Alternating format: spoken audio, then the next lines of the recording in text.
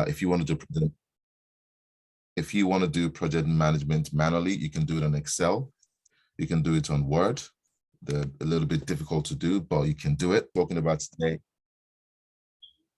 in terms of the items we're talking about today, we're going through program planning, project reporting, and project resourcing. And we're going to be talking about the linkages between those, within those three. We'll start with project planning. As you can see on the screen, this aspect of project management relates to schedules, such as Gantt charts, and subsequently reporting on the project progress, the progress of the project within a project environment. So when you plan a project, you report on it. You write a plan to say, this is how we're going to deliver this project. This is how we're going to move from A to B to C to D till the end. And once you're doing that, you report to your stakeholders on how you've moved from A to B to C to D, which is also part of your stakeholder management, as Mary talked about in previous sessions. Project planning can be done manually by use of Excel, and we're going to try and do that today. You can use Microsoft Word. Some people can use visual planning, high-level planning tool. You can use PowerPoint, or you can use a customized project planning tool. An example of that is MSP, Microsoft Project, and in some niche environment, to use a tool called Primavera. I use both, and I would recommend, and I'll share a video at the end of this session on how to use Microsoft Project.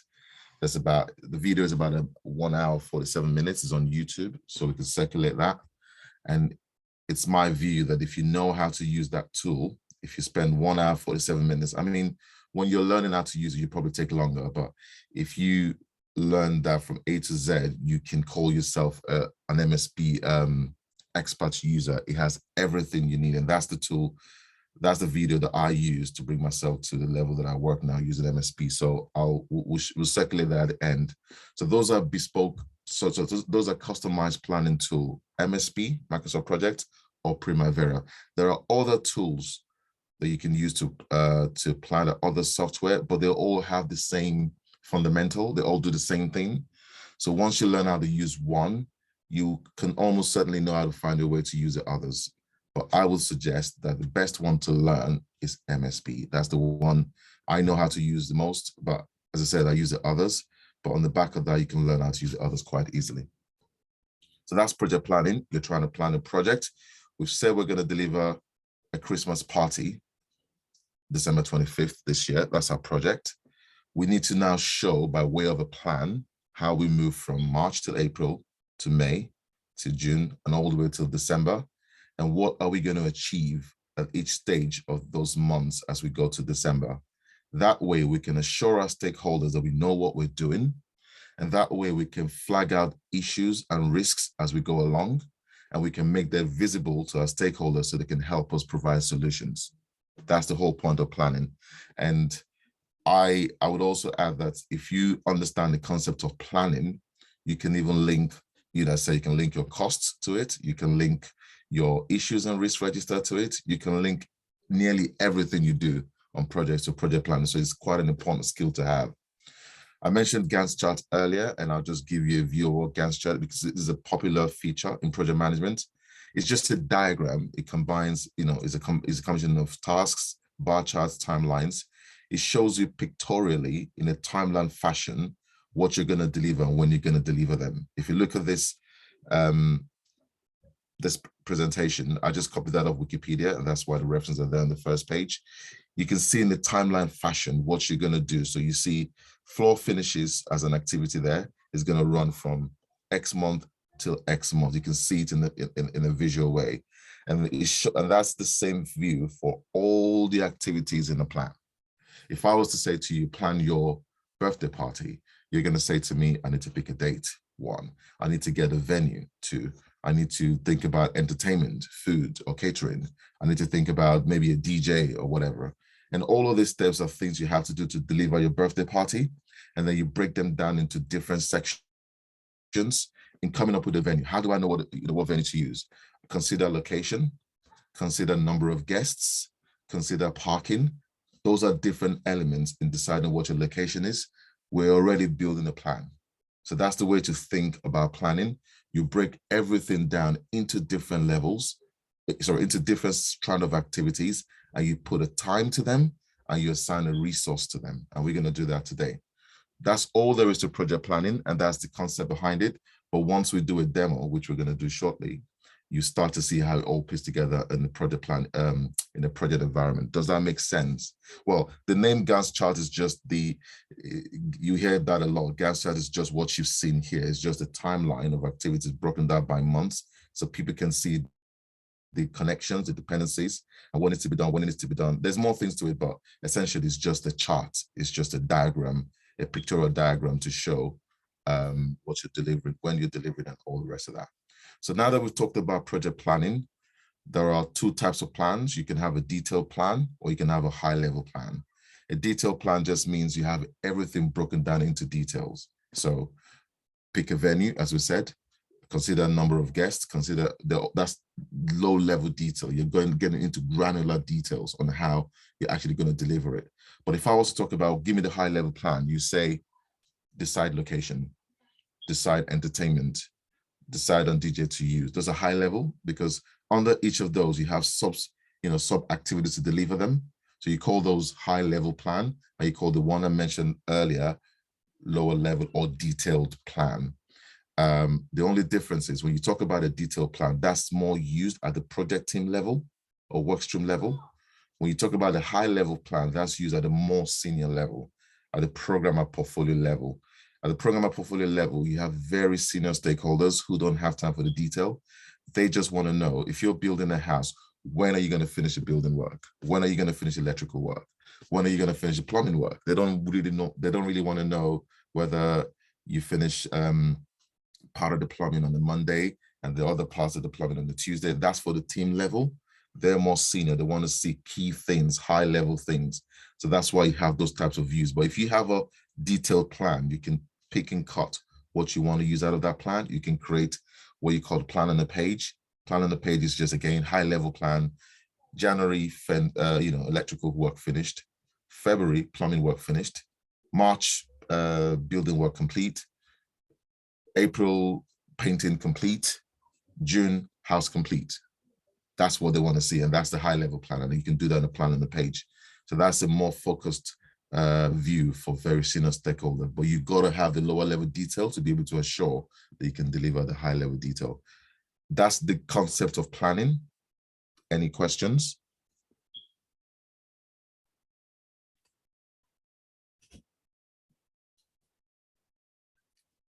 Any questions so far on planning? And it will all come to life when we do a demo how to put this together. But it's very important that we all understand the concept. One of the things I've learned over time in training for so many years is that we need to understand the concept. It's not so much about definitions. No one is going to ask you to define a project plan in an interview, but they want to understand what's the concept behind it. What do you look out for? How do you plan? What's your mindset? How do you link your plan to other stuff?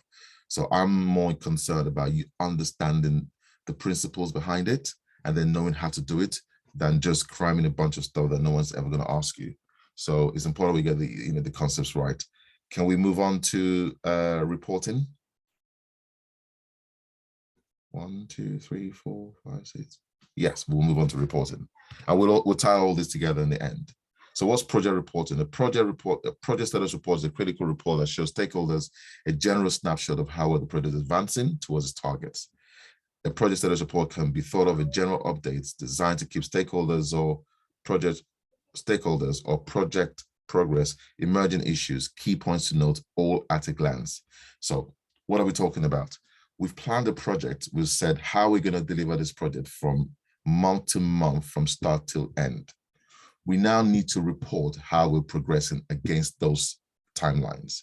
So when you plan a project and you say we're going to deliver this, and this is the flight path to delivering, as you're delivering each stage, you need to start reporting on what you've delivered. And as you note that some things that may not be delivered, you need to start flagging out as risk and issues. So you would have, in a project plan, you have milestones. Milestones are just zero-day activity on the plan on major deliverables. As we talked about the example of planning your birthday, your birthday party, the milestones will be DJs selected, venue decided, perhaps invitations sent out, perhaps caterer contract signed. Those are major milestones and will have dates to them. That's also the previous example where I gave, where you can say electrical work finished in January, plumbing work finished in February. Whatever those dates are, those are critical dates. We call them milestones. They're major days we need to keep an eye on. But as we said, all those, you're going to see them in your detailed plan anyway. So what we do is we report against those milestones, and we start to flag out issues and risks that's affecting or that could affect the delivery of those milestones. So when you write a project report, some people in some organizations that I've worked, you realize people write reports of activities that don't really mean anything. It's not just writing minutes. I said, writing a report to say I had a meeting with Mary today. I spoke to Tim yesterday. We discussed this. That's not a project report. A project report needs to highlight the deliverables of that project or program, whatever it is. It is talk about how you're delivering them, what you've delivered, and if there are any concerns to delivering future items on those milestones. That's essentially what a project report is, nothing else. It's not about a collation of activities. We had 5 meetings this week. It means nothing. What's the output of those meetings? So what are the outputs of those meetings? And do they meet the strategic objective of the project? That's how you know a good project report. So it's not just a bunch of lines, it's specific lines to address those milestones. So what are the things you want to have on the project report? You want to have a summary of the project details, the name, the starts, the launch dates, a list of team members, possibly, who the project owner is, the status date and the cadence of report. Is it a weekly report? Is it a monthly report? So you want to have that somewhere. And a summary of the project scope and budget. That's also good. A timeline of key and cross-project dependencies. That's also good. You want to call out issues and blockers and what has been done about them. Essentially, you want to be able to pick one of this at any point in time and be able to get a complete view of where the project is at. Usually, most companies have weekly reports, but you can also have, quarterly reports and monthly reports, especially when you go into the board level. Most boards are done either every fortnight or monthly. So, I mean, whatever it is, you just make sure you state it at the top of the report so people know the cadence of it. If you look at this example I've picked, this is just picked online, and it doesn't have to be this way, but they're all the same. Essentially, you're trying to do the same thing, regardless of the format. So I wouldn't want anyone to worry too much about formats, right? You just need to understand the concept behind it, know what it must contain, and be able to adapt to whatever template you see in any organization. They all do the same thing. Every risk log is the same. They probably look different. The scoring might be different, from organization to organization, but they all do the same thing. So it's important to understand it's all about getting those principles right. Because a typical question in an interview is asking about a status report. What is a good status report? If you're able to itemize all the things we've discussed here and talk about the principles behind them, you would have done very well and answered that question. And somebody could say to you, especially if you're working at a program level, could you give us an idea of what sort of view a steering group want to see or a program board want to see? Again, it goes back to the concept of this. You would want, you would have standard items about the project name, the project project manager name, the sponsor. Those are static stuff. They don't change. You can see in this project report, it tells us the name of the project at the top. It tells us the reporting period, crucial. It tells us the reporting date, crucial. It tells us who the project manager is. So for a project manager will write the report.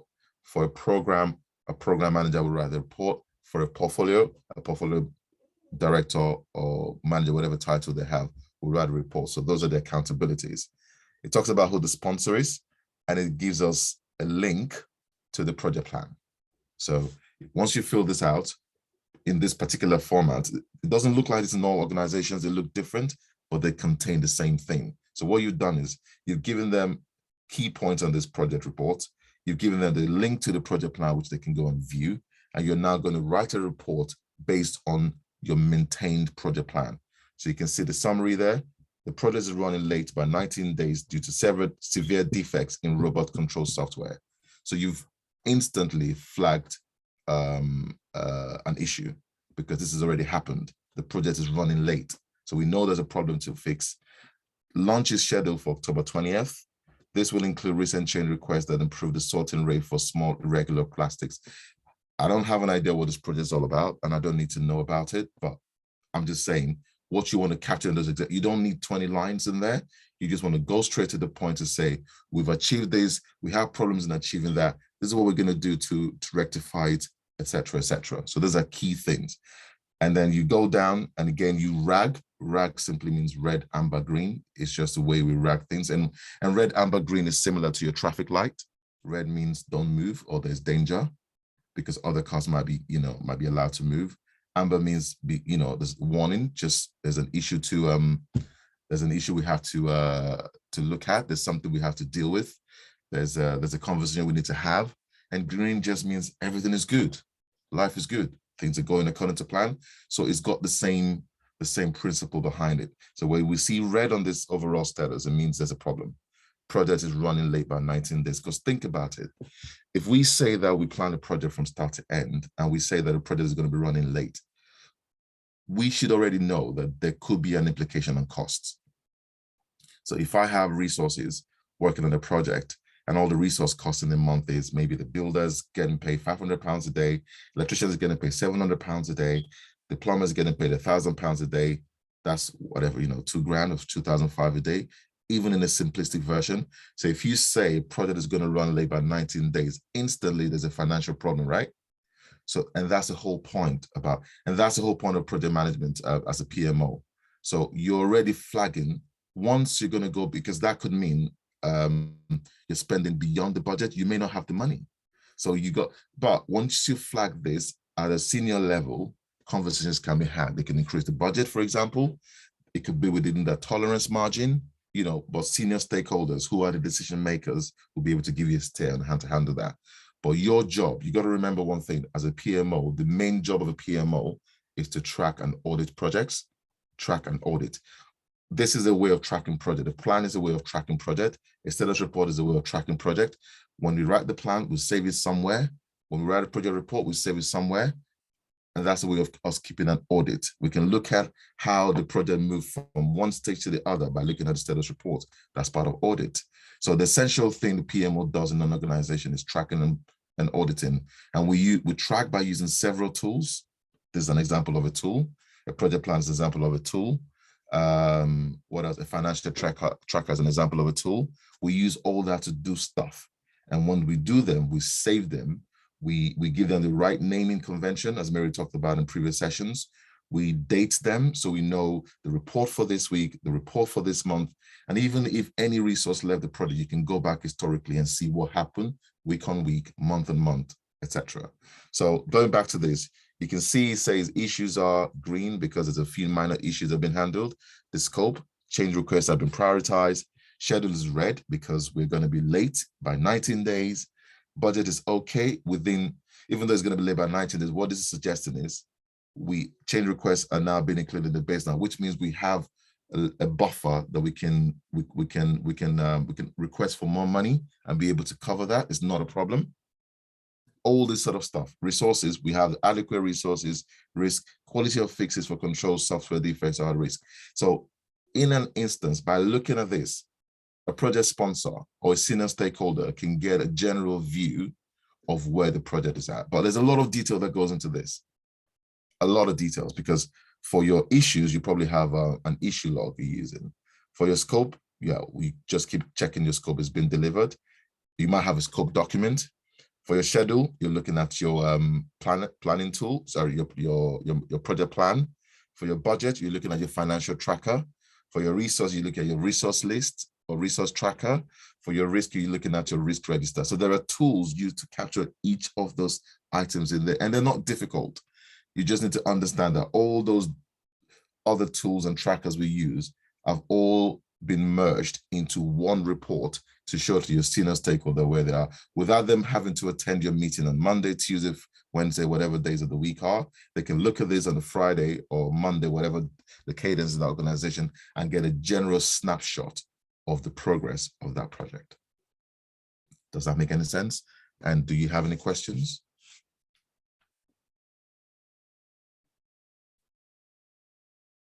Any questions before we move on to resourcing? We'll share the slides later. As I said, on the first page, I've put references. These are all Wikipedia stuff. You can Google them. Like I said, they're all the same. They all do the same. Doesn't matter what organization you go to. The format might look different. The layout might look different, but they all contain the same thing. It's almost like when you know how to drive. If you can drive, you know, an Audi, you can drive a Mercedes, right? You might need to spend a little bit of time to learn the biting point, but they're all the same. Driving is driving. Once you master it, you can see another layout and you just adapt to it. It's about understanding the concepts behind it. So if there are no if there are no questions at all, I'd like to move to the next part and we can conclude this, and then we'll show examples of all the things we've talked about and show the dependencies. So project resources, it just means assigning actual resources to a project. So we've written the plan to say we're going to, we need an electrician to finish by April, we need the plumber to finish by May, in the example we gave earlier. So who's actually going to be the electrician? How do we resource them? How do we assign them? Are we going to go external and recruit by getting a contractor? Are we going to get a fixed time contractor? So are we going to get a day rate contractor? Are we going to get a fixed time contractor? Are we going to go for a permanent position? Are we going to use a resource within the organization that's got our, you know, the level of skill set to do it?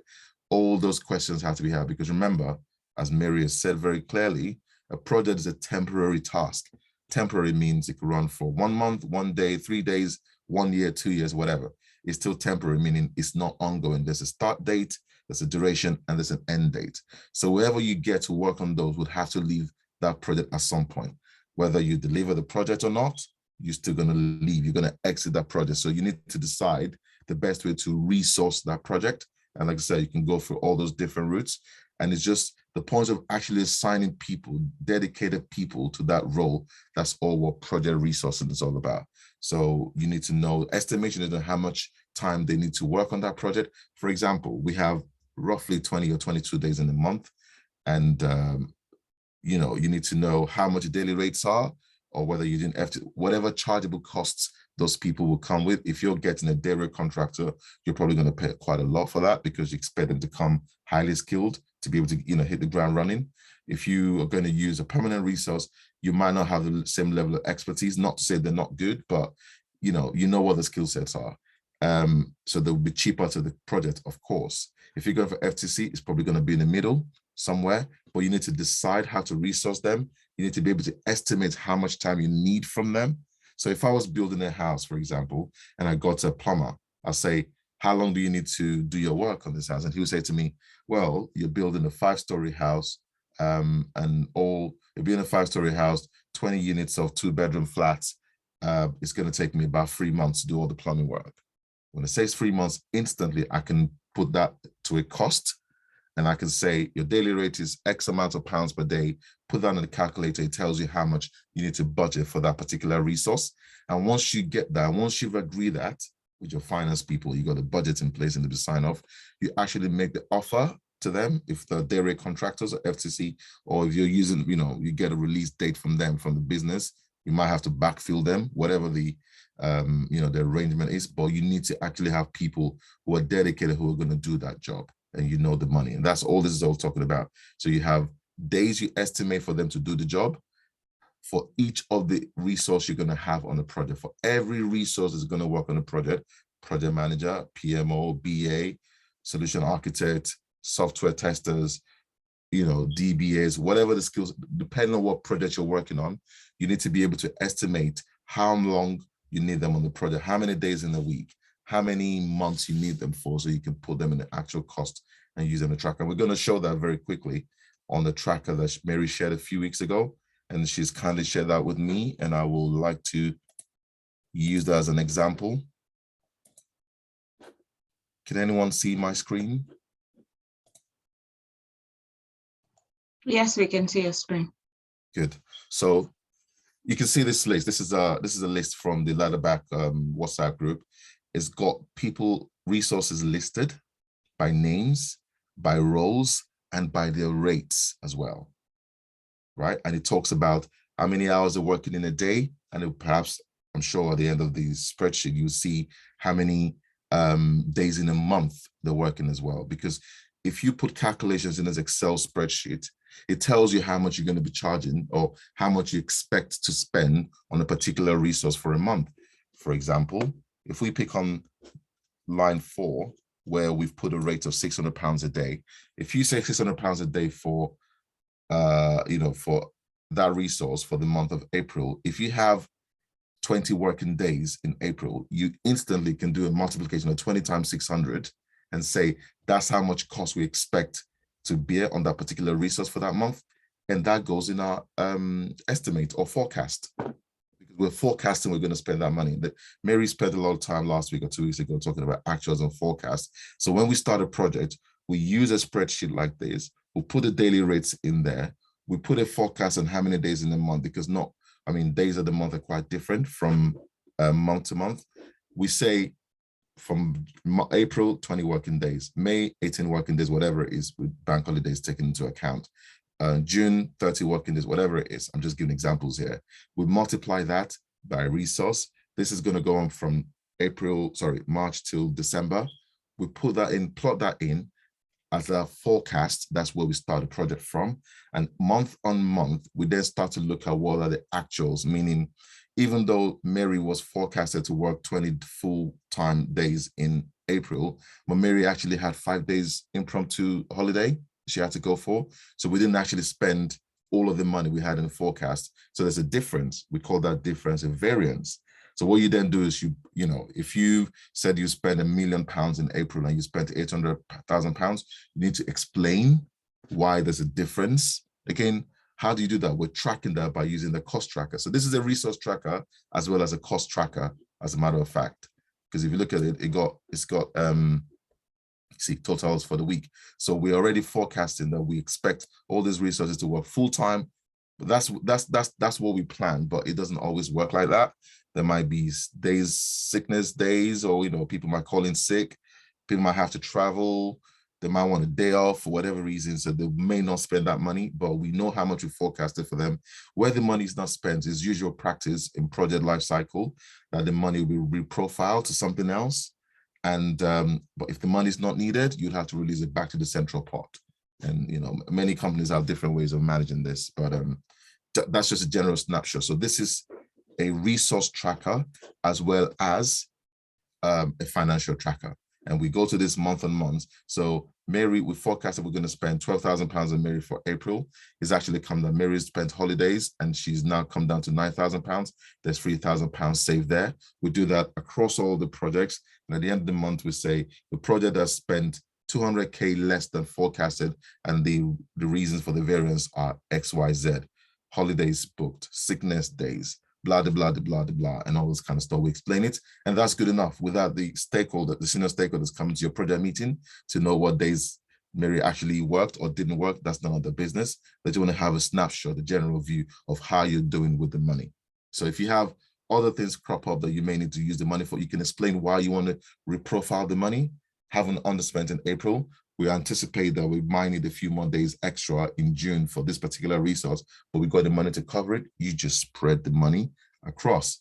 But I said, every company has its own way of doing things. Some companies, they want you to return the money back to the central pot, but in most cases, you can reprofile the money. The only problem is, once you're keeping hold of a lot of money, if you keep underspending month on month, it means your planning wasn't really good. And your senior stakeholders might not like that. So it's good practice to release money that certainly you're not going to need. You just release it back. So we said we're going to spend £10 million for the project. Now we realize we actually don't need £10 million.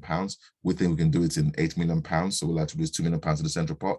Your senior stakeholders will love you if you're the project manager or the program manager or the portfolio manager or director, whatever the case is. So just don't take my word for that, but every company is different, but those are the general principles. So that's an example of a resource tracker as well as a financial tracker.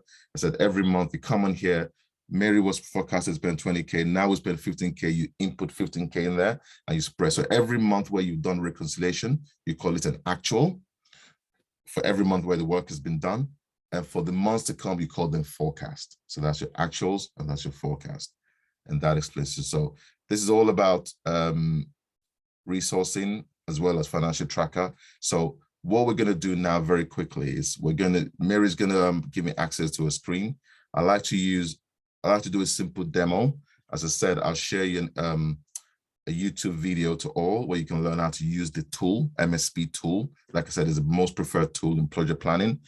If you want to work in the construction industry or the railway sector, you might need to learn how to use a tool called Primavera, very similar to MSP. Primavera P6 is a niche tool used in those industries and only in those industries, construction, railway, rail line, and all the kind of stuff.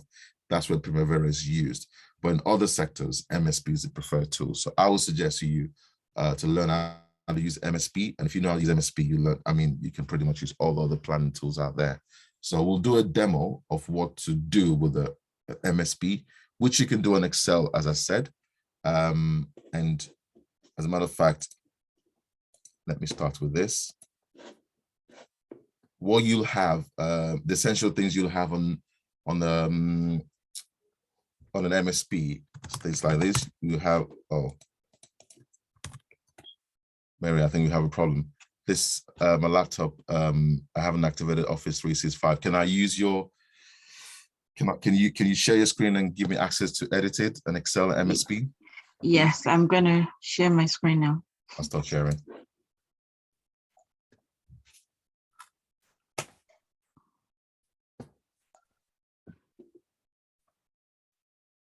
So what we're going to do is, once Mary gives me access, I'll use an Excel sheet and I'll try and transpose it to MSP. I said, I can't teach how to use MSP in a short session like this, so I'll send the video out. So this is an MSP, Microsoft project. And what we want to do now is to mirror the headings in an Excel sheet, and then we'll copy it over to MSP. And the limitations of Excel is that Excel is not really created for planning. You can use it, and if you're a whiz kid with, a whiz with Excel, you can customize it to look like an MSP. I've learned how to do that over the years, but you don't really need to worry yourself about that. As long as you know the details that go in an MSP, you can always write a plan in Excel.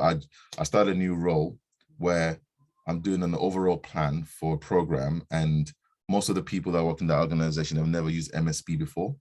So it's not a problem. So what I've done is to capture it on Excel and then move them on to MSP. I think, no, they use Smartsheets. I only just joined the company 2 weeks ago. They use Smartsheets. So what I'll do, once it's all done in Excel, is I'll move them on to Smartsheets. So Mary has given me, so we can all see the screen. This is an MSP. You can see it's got timeline view at the top.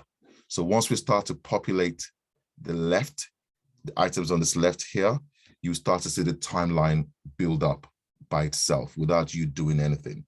So what we're going to do is, can we pick a project? Let's say birthday party. I'm not sure I can type on this, Mary, but would you type for us, or is there a way I can type? I don't think I can. 1 sec, let me try and see.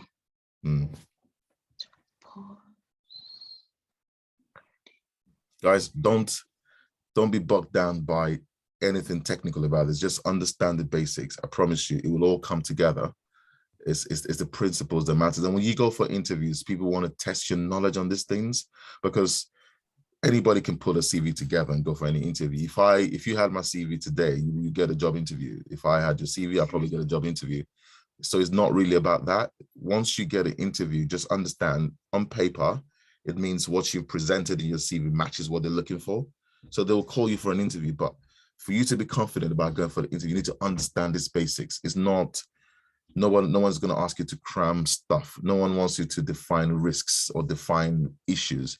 They want to test, how do you manage issues and how do you manage risks? So it's those sort of stuff that you want to understand. So we're teaching the principles behind planning. Then you get to watch the video and you learn how to use the tool. So that's how it all comes together. Mary, just, you know what? I'm not sure I can Yeah. You know what, give you the control. You know what I'll do? If you go to Excel, don't mind, and then we'll copy it over. Okay. Just open an Excel sheet. Yep. So I've had to borrow my son's laptop to do this session. Because I can't use my work laptop for this. But we'll do this in Excel, and then we can copy it over to MSP. So if you, but I'll suggest that you all try to learn how to use MSP. Trust me, it will become valuable. Like, yeah, it will become very, very useful to you. I'm still sharing my screen, right? I want to make it in an autosave. Okay. Does anyone have any questions so far? Or can I just assume it's all making sense? I don't think so. I think if you understand something, you will be curious that you wanted to know something about it. Yeah. I'm not sure everybody is. Do you know what I'll do? Whilst Mary is trying to bring that up, I'm gonna put people on the spot. Richie. Esther is raising her hand actually. Richie, have you got anything to say? Is it all making sense? Oh, yeah. Esther's got her hand up. Okay. Hey, good morning. Thank you for the session so far. I want to ask for MSP. There's the app version and there's the web version. Which one would you just recommend or advise someone to use more? I typically prefer the app version. I'm not a fan of working on web versions on anything, but that's just a preference. You know, it's not, you know, I have more control on the app version than the web version. But that's just a personal preference. It's really up to you. That's my personal preference. Yeah. Okay, thank you. Can I add something to that real quickly? So, yes. So in terms of that, I think there's a balance between, there's some apps, some workflows are better when you use the app version because you want to save as you go along. So for instance, if you're writing a report, that you have to use Microsoft Word for, you don't want to have to keep saving every time you write something, you know, so sometimes it's okay to use the app version, and the app version is actually better primed in terms of Microsoft Word because the basic tools you need. So it doesn't have the extent of everything that you have on the standalone version, but it has all the basic things you need to keep your work going. But when it comes to something like MSP, it's better to have the app version because you're writing stuff as you go along that doesn't necessarily have to be saved. So you probably come back and change things anyway. So it's always, I think it's better with the app version with Microsoft Project. Definitely better to use the app version because the features are better on the app version for you to use in that sense. And if I can come in as well, as in most of your MS Office, it's also good to have an app version as well, because you can, like what we're going to do today, what I've just done is just to save a copy. Is a fresh Excel spreadsheet, save a copy. I don't need to keep saving it as we're going along. It will automatically be saving whatever work you're doing. So even if your laptop shuts down or anything, you can easily go back to where it is as at the time it shut down. You wouldn't have lost anything. Yeah. True. So yeah, in a nutshell, there's a consensus to using the app version for most. So but again, yeah, do what you like, but I think it's wiser to use the app version. Thank you. So I think we'll take two more questions before we go to this. Richie, you were going to say something? I'm only picking the names as no. I don't really have anything to say. I'm just waiting for the practical section. So now that we've got this page up, thanks, Mary. What we're going to do is, I think I'm not able to request remote control. I think I can request control, and I've just requested. Mary, if you yeah, I've given it to you. Oh, excellent, brilliant, good, thank you. Works. So all I want to do here is to mirror the items you will have on the Microsoft project. I want to have the tasks. I want to have, okay, in no particular order. I want to have the resource. I can move around the columns anyway. I want to have a start date, an end date. Usually Microsoft project would tell you the duration, but Excel, unless you customize it, wouldn't tell you. You want to have CSR.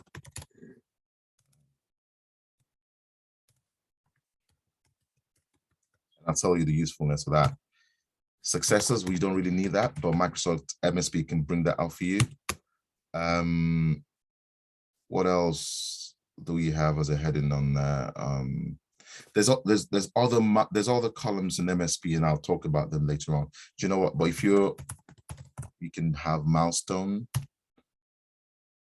You can have milestone level. We don't need all this, by the way, but I'll tell you why I'm doing all this.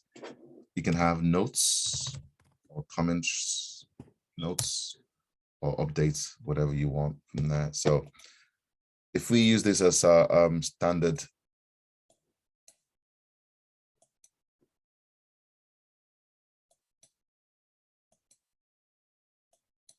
okay. So what's the project we're going to use now? Birthday party or Christmas party? Let's say birthday party. Yeah. Does anyone have any suggestion where we can something everyone can relate to as a project? Any suggestions?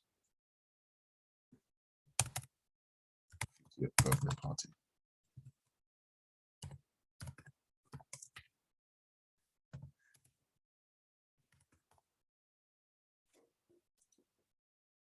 Fine. So, can we all think together? I don't know. Can people please unmute yourself? I want us to do this interactive session. If we're planning a birthday party, what are the key things that we need to? We've talked about some of these things earlier. What are the key things that we need for to have a successful birthday party? What are the key things we need to decide on and agree on? Do you want me to pause? Sorry, one sec. Do you want me to pause the session or continue the recording? No, consider recording. Yeah. Okay. Yep. Go on, everyone. We need a venue for the party. So venue decided or venue agreed. Yep, go on. We need the dates. The dates. 1 second. Date. Agreed. Date. Dates. Celebration. And date agreed or decided. Catering as well. Catering. Caterer.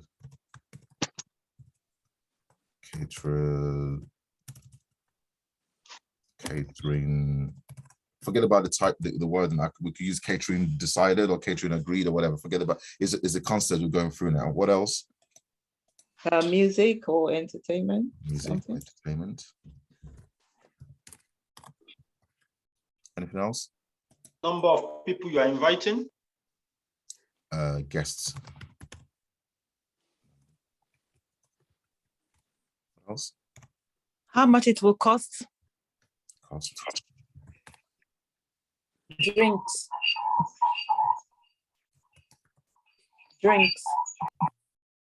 Drinks. Shall we? Can we say that drinks is part of catering? Yeah. Can we? I mean, I'm asking. Bearing in mind, this is an interactive session. We're trying to get into so we're talking about high level stuff. I think, disagree with me if you like, catering would have drinks involved in there and food, I guess, right? Yes. So what we'll do is we'll insert that as a subtask for catering. Let's just say catering, not even catering agree. Let's just say catering. The time of the event, the time of the party. Time. Another question I'll ask you is this. The time for the party, will it be something that could come under venue? Because the venue might have some venue. I mean, for you to decide a venue, some venues might have, you can only use it till 10 p.m. Exactly, availability and all that kind of stuff. Would that be something you consider as part of deciding the venue? Yeah. Good. And all of this is just to try, all of this is trying to tease out. So what we're doing right here now are the high level milestones, high level plan. And underneath each, we're going to have a set of activities. let's leave it at this for now. And this is not exhaustive. There could be more, but let's try and break this down.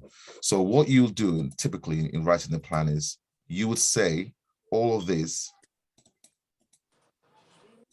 will be milestones.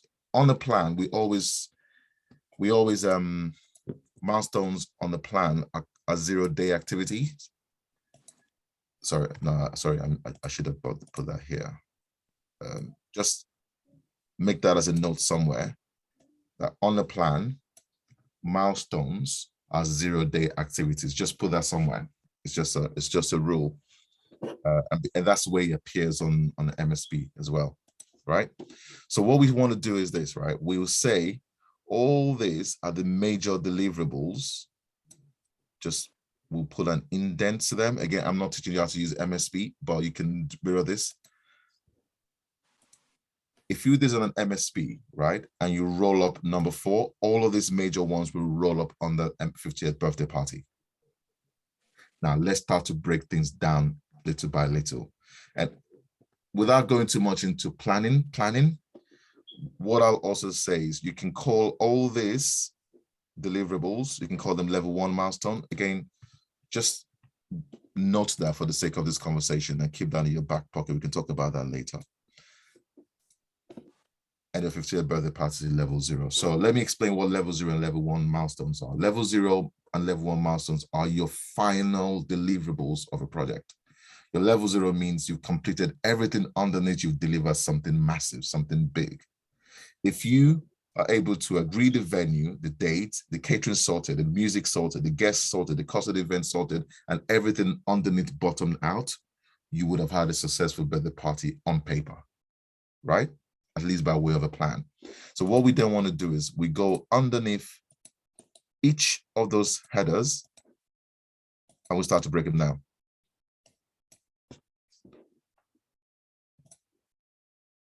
Yeah. So let's just do, should we do 2 lines or maybe, let's do maybe 3 or 4 lines. Actually, let's do 4. So in terms of agreeing your venue, what are the things you must do to agree a venue, guys? Location. Location, options explored.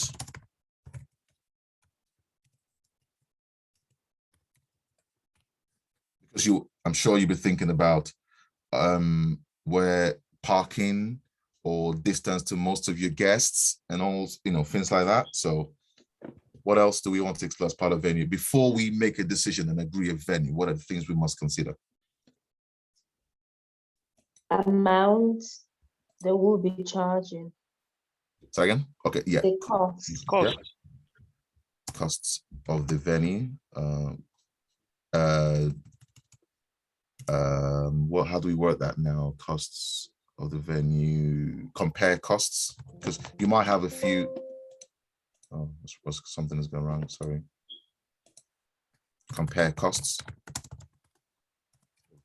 venues, because I'm sure you probably have a few options and you want to start to, to bring them down based on cost, based on the time and all this kind of stuff. So what else would we consider as part of that? I think the content, like interior decoration in the venue. Decoration. Or facilities, you can say facilities of the venue. Yeah. Good. Facilities, if my spelling is right. I think I got that right. When you're typing on the screen. Yeah. You're always like that. And you give me one more. What about the disabled access? Just say, consider accessibility. And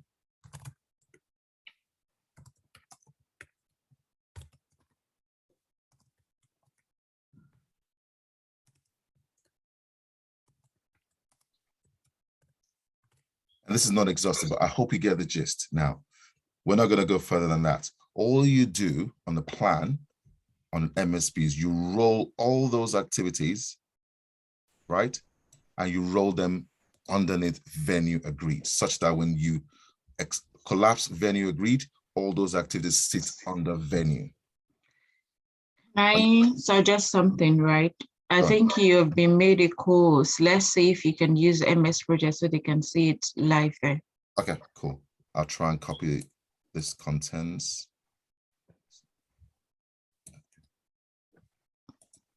Okay, let's go to MSB. Can you see my screen? I can see the project is down here. This one, yeah. Yeah, that one. Yeah. Excellent.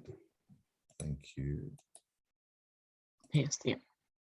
Oh, it doesn't, I can't. Can you try and copy if Mary, if you can? Okay. Just the task column. Okay. Yeah. Just dump them in there, and you start to see the relationships and how he appears. And we're going to, if it's not, I can just type them out. Oh, okay. Oh yeah, okay. I'm the one bringing it over. Yeah, cool. Cool. To see if we can.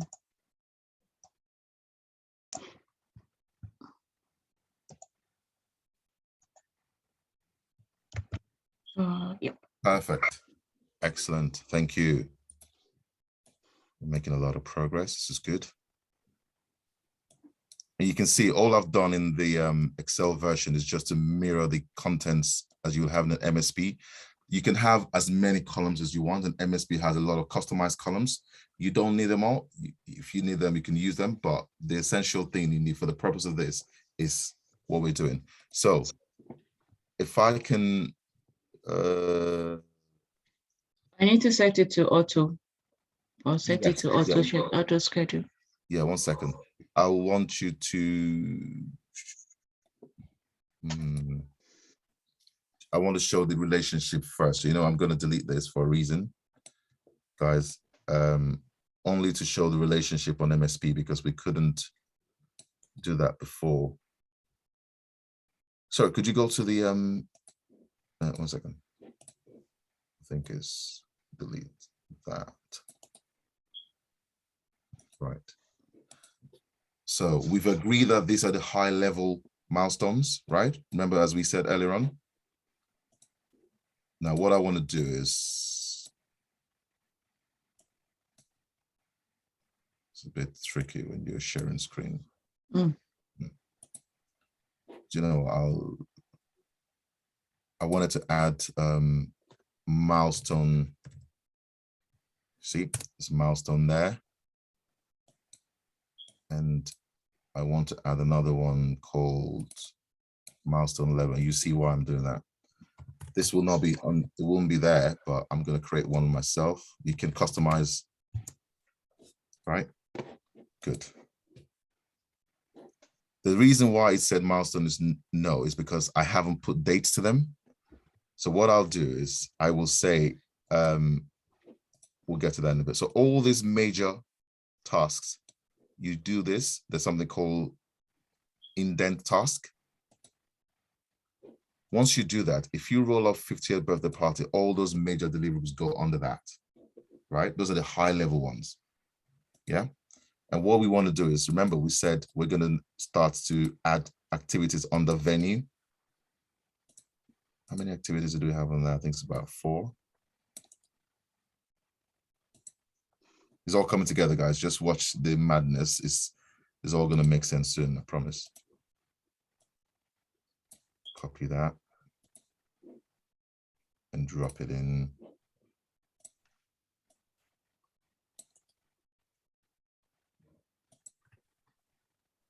Just want the text data.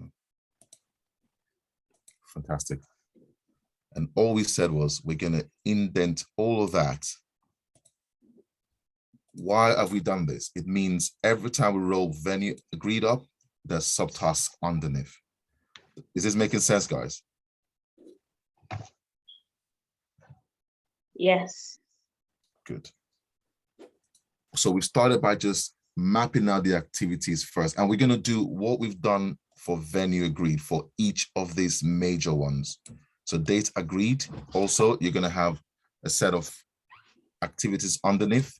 You're going to roll them up such that you can filter. And now, you know what, I'll just do a dummy text on there just for the sake of this conversation.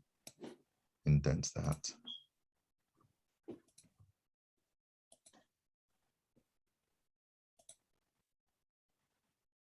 And then we want to do maybe a couple. It's all going to make sense in a minute.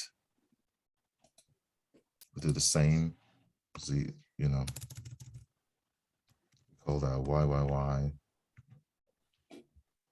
Call that. We'll do the same.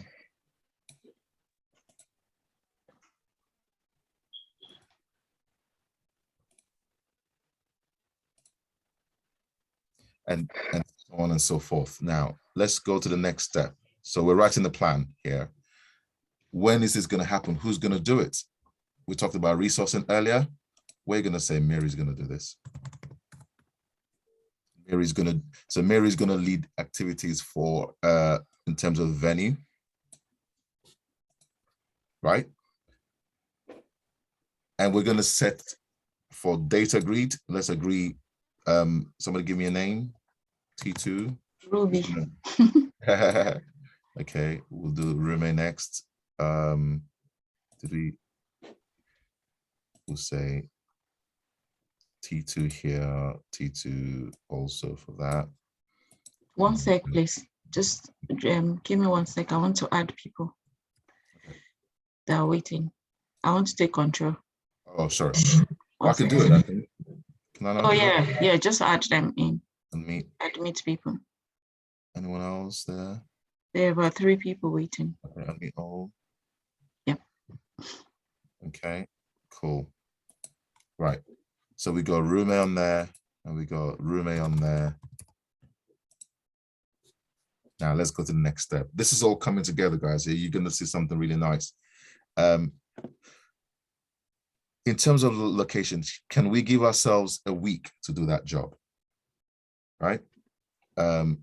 Mary said something earlier about making an auto. Again, this is just about using the tool. So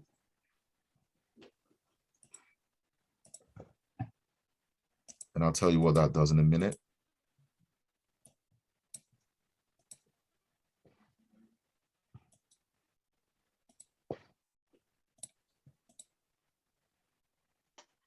Catering and blah. Okay, cool. The reason why we use auto schedules is so it can work out the dates in sequence for us. That's why we put that. That's why I said sometimes Excel has a limitation in terms of what you can do with it. But when you use MSP or Smart Sheets or software planning tools, it's much easier because it can do things for you that you don't have to worry about. And it's, you know, you can rely on, imagine you have 3,000 lines on this plan. How do you start doing things manually? It becomes complicated. So that's why you have software tool that you can use for that to plan. So we have already resourced this project. Mary is looking after everything regarding venue. T2 is looking after everything as far as getting the date agreed. In terms of catering, speaking to the caterers and getting the cost and all that kind of stuff, Rume is looking after that for us. So now let's add real dates to this. So shall we say that to do all of this, let's say it takes, in terms of locations explored, shall we say 2 days? In terms of compare costs, maybe 2 days. Facilities, again, let's just give dummy dates here now and consider possibly 1 day. Do you know what? If we have to do all of this in sequence, meaning do one after the other, guess what? MSP will help us to populate the Gantt chart. All we're going to say is for us to compare line number 10 to compare the cost, we have to have done line number 9. So on this predecessors just means what must happen before you do this, right? So we'll say you must complete number 9 before you do 10. You must complete number 10 before you do 11. We're just arranging them in sequential order. You must complete 11 before you do 12. Guess what? Can you look at this on the right?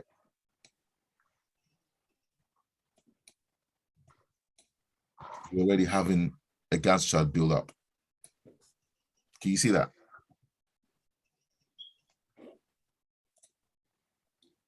Can I get a response? Yes. Yes.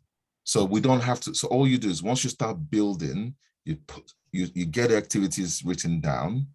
Who's going to do what? You put a resource to it. What must happen before the other? Everything starts to build up. So you're building a raw plan. And this is the process of building a plan on any project. Now, let me tell you one interesting thing about project planning, especially if you're working in the PMO space. If you're a PMO, you actually don't need to know the project inside out. It's good to know because so you can add value to the conversation. But let me give you an example. If someone employed me today to plan how to build a house, I have no idea what builders do. As long as I can get a list of the people, the key players, I know we need an electrician, you can give me a name. We need a plumber, you can give me a name or someone I can speak to. I will speak to the electrician and say, Mr. Electrician, we need to have done this job by the end of April. What are the things you need to do step by step? He'll tell me, well, I need to order for the cables. I need to remove all the cables in the house. I'll note everything down one after the other. And I'll be asking him, once you bought all the tape, what do you need to do next? I need to do that next. I need to do this next. So he knows, he's got the knowledge of what he's got to do. I've got the knowledge in project management and how to use the tool. It's my job to transpose what he has in his brain into a plan. And that's one of the beauties of being a PMO, in the sense that you actually don't need to be a subject matter expert in anything. You can work across industries. You can work in finance. You can work in construction. You can work in any industry at all, because you're not the one that's accountable for delivering the project or the program. You're facilitating them delivering the project or the program. The project manager, on the other hand, needs to understand what needs to be done because he's a subject matter expert in that industry. So I'm naturally biased to tell people to go into the PMO space than project manager space, if you see where I'm coming from. Not so you can't do that as your preference at the end of the day, but the skills, the way you manage project as a PMO is the same regardless of the industry, regardless of the project or program you're working on. Does that make sense? So you can flip this plan into building a house. I just need to know, as part of the business case of the project initiation document or the project scope, you will know the active players. As long as you can speak to people, all you do is it's in form of an interview. What do you have to do? How do you boil rice? How do you cook jollof rice, Mary? Well, you got to boil the water. How long does that go for? 10 minutes. What else you have to do that? You wash the rice and put it in. How long does that go for? 15 minutes. All you're doing is putting all those information into this tool and it's giving you a solid plan. So when you finish this plan, your senior stakeholders can look at this in form of a Gantt chart and see pictorially your path to delivering cooking jollof rice. Does that make sense, guys? Any questions? Can I just ask, please, with your recent explanation, yes, how do you now connect a planner with the project manager in line with the timing? For example, the example you gave, building a house, if they give you the time they need, if the time is more than what is allocated for the project, yes, are you the responsible person to negotiate the time with them, or you go back to the manager? Absolutely not. So it's not you. So the thing is, before, when a business case has been put together, you have a set of assumptions. So because when you're starting a project, if you haven't done a similar project in the organization before, in the past, you may not know. So you have, some organizations call it outline business case, or in some organizations you call it a proof case, or you call it interim business case, which means this is our best guess possible at the start of the program. The electrician is going to work for 3 months, and at the end of 3 months, we know roughly why we said that. We assume that it's going to take 3 months to build that, and you get a budget agreed, and you go and kick the work off.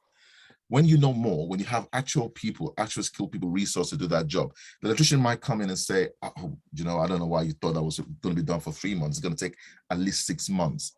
What does that mean? You're going to update whatever document you use to initiate the project. You might then go with what you call a final business case, a business case, an updated business case, whatever else you call it, to say, we had those assumptions in place when we started. Now we know more. So we thought it was going to cost us £1 million. Now, but you didn't just offer £1 million without any reason behind it. You said these are the assumptions that we needed. Now that we know more, it's obviously you're going to need to go back for more money, right? Once you put that in the plan, you then update the plan and you then update your business case, you go back, get more approval. And it's not your job as a PMO to go and seek that. A project manager is a project manager's job, and it's a program manager's job, the managing program. But you need to know how to use the tool and how to drive all these conversations out so you can show. It's not your job to say, if a builder says, I need 10 days to build a foundation, it's not for me to say, can you do that in 8 days? I don't have any knowledge of building a foundation. The project manager needs to be challenging that, and then they be telling you what you need, you know, whether there's a compromise to say, oh, let's do it in 8 days or let's do it in 10 days. Because the project manager might be, you know, an ex-builder himself.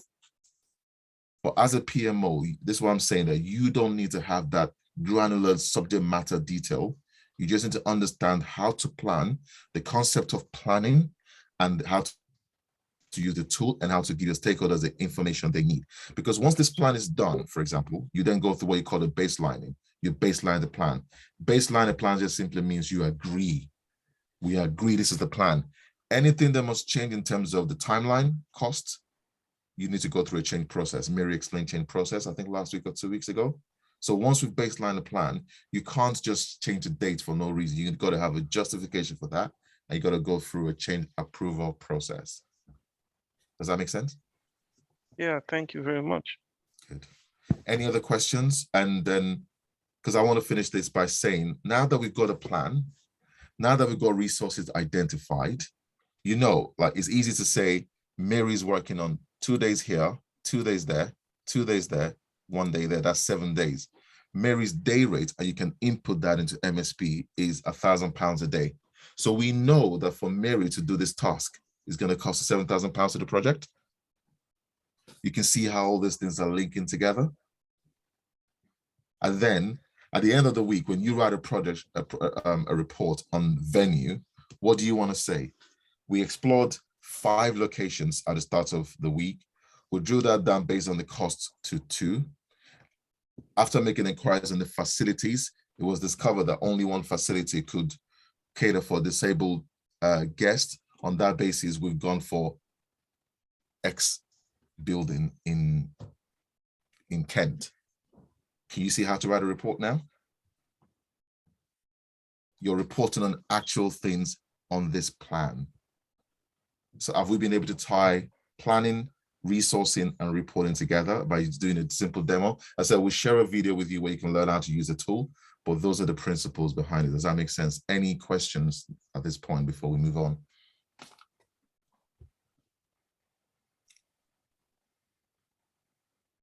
You guys must have questions. Any questions at all? It doesn't matter. And we're not here to judge anyone. We're here to all learn. So any questions that comes to mind, just ask. I have a question. Please go for it.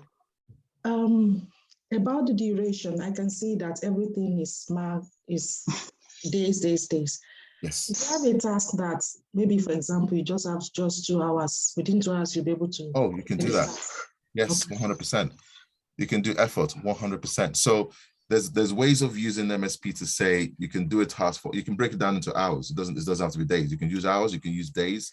It's cleaner to use days, but you can do hours, yes. Okay. I'll ask you to refer to the tool. You can say, you can even do it in such a way to say that an activity will take you, the effort is 2 hours a day over 4 days. You can do that as well on MSP. Because it doesn't mean you're going to be spending 7.5 hours a day exploring options. It might just be 2 hours meeting because you might be spread across different projects. So you can show all those dependents on MSP, yes. But without going into detail of using MSP, I'll send a video to you, but you can do that as well. You can measure by dates, you can measure by efforts, which means hours as well. Yes, you can do that. Okay, thank you. You're welcome. Any final question before we move on? And I'm going to do a summary of this all now. So back to where we started. You write a plan to show how you move from step A to step B to step C across the entire life cycle of a project. That's understood. We put it on a plan using a manual tool like Excel or a software like MSP, Primavera, and other planning tools out there. My preference and my suggestion is you learn how to use MSP, and you can thank me later. Is one of the best tools I think there is in project management, because you're going to have roles where a lot of people are not going to know how to use it. You probably, this will keep you on the job for a very long time. I've worked in organizations where there wasn't many people that could use it, and this was a choice. And, you know, I just kept being dropped from one portfolio to the other, essentially just planning. And I worked at Test and Trace for about a year doing this and doing this alone. So trust me, it will come in handy if you learn how to use this. So you put it on a plan, on the software, whatever you use, and then you resource those tasks by using real names. And these names on here, we may have had them as TBC when we started the project because we didn't have dedicated resource on that. We hadn't employed people, but you go through the approval process within the organization, employ people on daily rate, fixed term or permanent resources to work on those. And you put their names to it and you make sure they understand the deliverables. And then you write your report based on real activities on the plan. For example, if I speak to Mary, let's say Mary tells me, I meet with Mary on the 3rd of March, and Mary tells me, okay, I've done that, right? You as a PMO, all you do is you come here and you mark it 100%, done. You can see a tick there. And then on 7th of March, Mary, how we do, no, look at, let's do this, 100% done. And on the 7th of March, this Monday just gone, Mary, how we doing with this? Mary says, that's all good, done. The last task, consider accessibility. Mary might say, oh, I'm supposed to have a conversation with that person, but I don't think I'm going to be able to meet with him on the 9th. It looks like I might meet him on the 10th, for example, because it doesn't have any availability to meet with me on the 9th. What do we have there? We already have an issue, because that person has, you know, whoever Mary needs to talk to, I said, I can't do that on the 9th. Can we do it on the 10th? It's no longer a risk, it's an issue, because Mary is not going to be able to meet that 9th.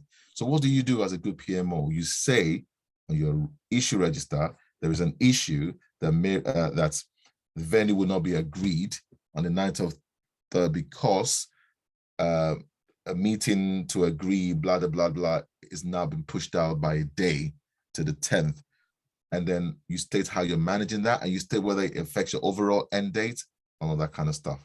So that's how you capture issues as well. Does that make sense? So using a plan, you capture your risk, you can capture your issues, you can look at your cost implications, you can look at your resourcing, many things you can do by just using a plan.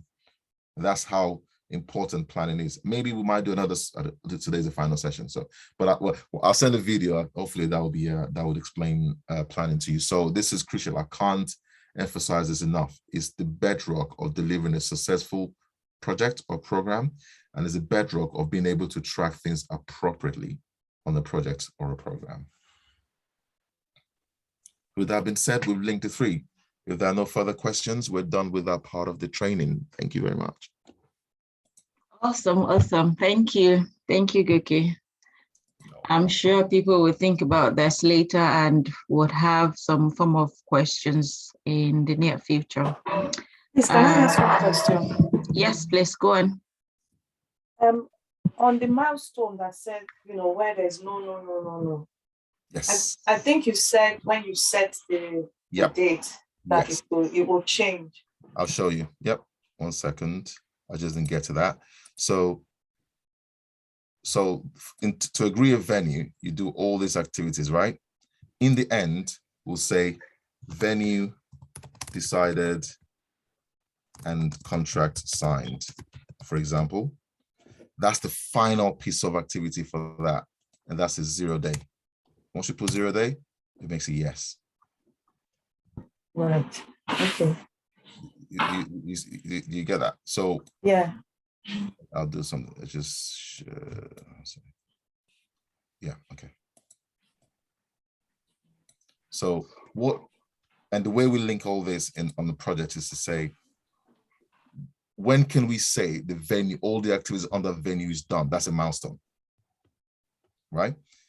So we will say this is line 13 is complete when line 9, 10, 11, 12 are done, right? So we just put it there. Line 9, 10, 11, 12. And I've just showed the linkage. So if for any reason, now that we know that Mary is unable to meet the facilities manager on the 9th of the 10th, do you know what that's going to do? It's going to push out my 13th, yeah? If Mary's not able to do that, Mary's not able to do that on the Monday, right? Watch this. Or let's say she's going to do 2 days later. No. That's because it's not auto-scheduled. See, this is the report of being auto-scheduled. You see an error straight away. So if Mary says, actually, I need more, like as we said, I need more than 1 day to be able to do that. So let's say she now needs 2 days, or somebody needs to sit on something and make a decision. Watch what happens to this, right? See, it pushes out the date out because there's a linkage. So once an activity changes and the duration changes, it shows you instantly the impact on your final date. If you had had this plan, if you had had this plan baseline, you know what it does. You have 2 columns for start and finish baseline, and you have 2 columns for forecast. Once you push the actual date out, it shows you the difference between your forecast and your baseline dates, and it tells you you're going to finish this project 2 days beyond what you thought you would. Does that make sense? Yes, thank you. Any other question before we move on? Mary, do you want me to talk about the career path, or are you going to do that? I've got like a Gantt chart. Please. I want to try. So on, can you still see my screen? Yes. Yeah. So down here, you can just make all the tasks in the plan to be auto-scheduled automatically by clicking this. So it will automatically change it. You don't have to be doing it here. Yes. Just to add that one. Good. Yes, so I will share my screen for the career pathing. Yeah. Okay. Okay, can I give you to? Can you still see my screen, right? Yes, we can see your screen. Yep. View. Is it view or present? I'm not so good. Use this one down here. Yeah. Yeah. Okay. Yep. So okay, go ahead and talk about this, please. So guys, on this path, you'll see. So a lot of people, and I've had some conversations in the past with many people who think PMO is just about support, it's just about admin and all that kind of stuff. It's part of what we do, but it isn't really that. And I'll show you, you know, in form of a chat. So I'm biased, sorry, because that's the path that I went through. And most of my mentors who've mentored me in doing this, people I look up to, I've gone the same path that I chose to go through, and I'll tell you about it in a minute. So when you start off in this, so this whole training has been geared towards project support, PMO, and I'll show you the route to get into the top of, you know, the organization, wherever you choose to go through. So you start off as a project administrator. You don't have to. Some people do. It just means you're doing admin stuff. You don't have to do that, by the way, and you can actually move, you know, because it's not that much done at that level. All you need to do is to know how to, you know, book meetings, take minutes, chase actions, and facilitate things. You know, there's a workshop, you make sure you have, you know, sticky notes there, they have pens, they have, you know, what they call it, flip charts and all that kind of stuff. They'll tell you what to do. They'll tell you, can you book a meeting, a weekly meeting? This is the audience, this is the agenda. So all those admin stuff, you do that at the project administrator level. You don't have to start from there. You go up a little bit to project support, which means you're doing slightly more. They might give you a plan to maintain. This is what I say, it would be useful for you to learn how to use MSP. If you know how to use MSP, it takes you right up in any role. So a project support, project coordinator, again, there's similar stuff. You're still doing admin stuff, but you're starting to do a little bit more than just admin stuff. You're trying to look at plans. They might give you a report to read and see if there's any issues on the report. Is it making sense? You know, is a plan updated and all those kind of stuff. You start to do those things. And then you move, there's a step up when you move to your PMO analyst. Can you see the word there? Analyst, that's a key word. When you become an analyst, you start to do a little bit more by way of analysis, not just support stuff. You're starting to analyze stuff now. You're starting to look at the impacts of plan slippage. You're starting to look at variances. You're starting to explain details into a program. So it's a bit of a step up. You're starting to produce packs, for example. It might be, you know, team meeting pack, you know, board pack or whatever. You're starting to produce those kind of stuff. So you're more, it's just a step up from doing admin stuff, which you should be able to, you know, you'll be able to know how to do all that. but you start to do less admin work. You start to do more analysis. And at that point, you start to go right up, because you can become a senior PMO analyst, meaning you can work on multiple projects at the same time. You can work on 5 projects at the same time, 6, but there's a lot of companies that do like small projects, 2-day projects, 5-day projects, 1-month project, 3-month project, and some do longer term projects. You know, you start to do more stuff. You're not just facing one project and just spending time on one project. You're doing more. Your capacity is increasing. And once you go from that level, right, and you can say a senior PMO analyst and a junior PMO, a junior project manager, similar, you know, at that point, you know, it's almost at par with each other. This is not, be aware, and don't quote me on this. Sometimes some companies is a case of semantics. You might be called a senior PMO coordinator when you're a PMO lead. It's just semantics, but I'm trying to talk about what you actually do in terms of path, career path. Yeah. When you move on from a senior PMO analyst, you become a PMO lead. Once you're a PMO lead, it's safe to say you're working on programs and portfolio, because that's the highest level you can get to. Or it's PMO lead or head of PMO or PMO manager. They're all the same thing, which means you're the key person as far as a program is concerned. From a PMO perspective, you probably have a number of PMOs reporting to you, but you are you're the bridge between project managers to the program manager or the program director. So these roles, program manager or program director, sometimes, again, you can have an overlap. It could be the same. So, but essentially, once you become a PMO lead or head of PMO, that's the highest point you can get to as far as PMO work is concerned. And at that level, as I said, you're looking at programs and portfolio only. The natural progression for a PMO lead is to become a program manager or program director. That's a natural evolution. There's no other way to go. You cannot be a PMO lead and say you want to be a project manager. It's almost like you're taking a step back, because you got to think about this. A project manager is managing projects. Now, they may manage 2 projects, 3 projects, but you're managing projects. There's a different view from being a project manager and being a program manager. A program manager is thinking about many different projects and how they all coordinate. A project manager doesn't really care. He's just there to deliver the project that's been given. But imagine once you start working on programs and portfolio as a PMO lead, you already have the thinking of a program manager, right? And that's the level, that's the highest level you can get to as far as PMO work is concerned. So I would expect anyone who's been a PMO lead to be a program manager. So I have both roles at the moment. I work as a PMO lead in some organizations, and I'm a program manager in some organizations. And then naturally, the next trajectory is become a portfolio director. So you can't be a PMO lead and say you want to be a project manager. It doesn't work like that. It doesn't make any sense, actually. So because you have a more strategic view. A project manager does not hold a strategic view of a program. His job is to deliver one project or several projects as part of the program. But when you're on a program or portfolio level, you're looking at the strategic outcomes of the organization. It's more high level. You're already working at the board level. You're already producing things for very, very senior stakeholders. The people on your stakeholders to manage will be directors and CEOs as well. So you cannot be reporting at a level of the most senior GEs and CEOs of a company and then want to go and become a project manager. It doesn't make any sense.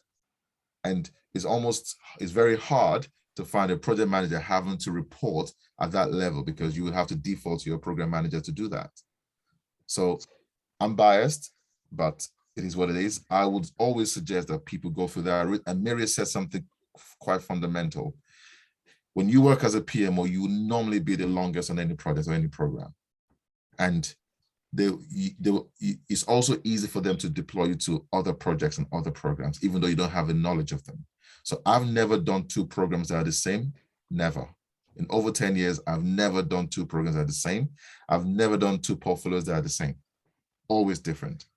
But if you're a project manager in construction, you're going to struggle to demonstrate that you can manage a project on building apps or building softwares or working in the bank.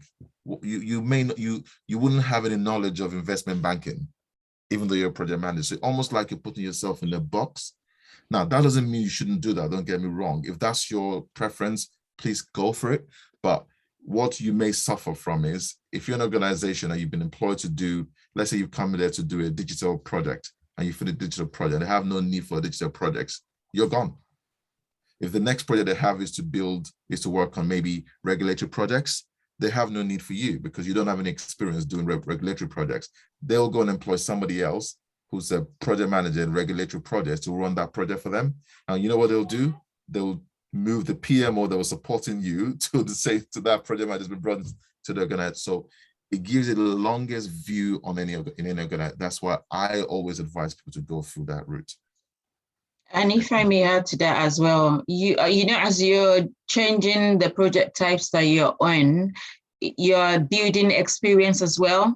Yes. And if you can remember, when we started this session, I said it's not a streamlined role or career, which means from all the things that Guki has been saying, your experience is expanded as you're changing the project or you're moving from one project to the other.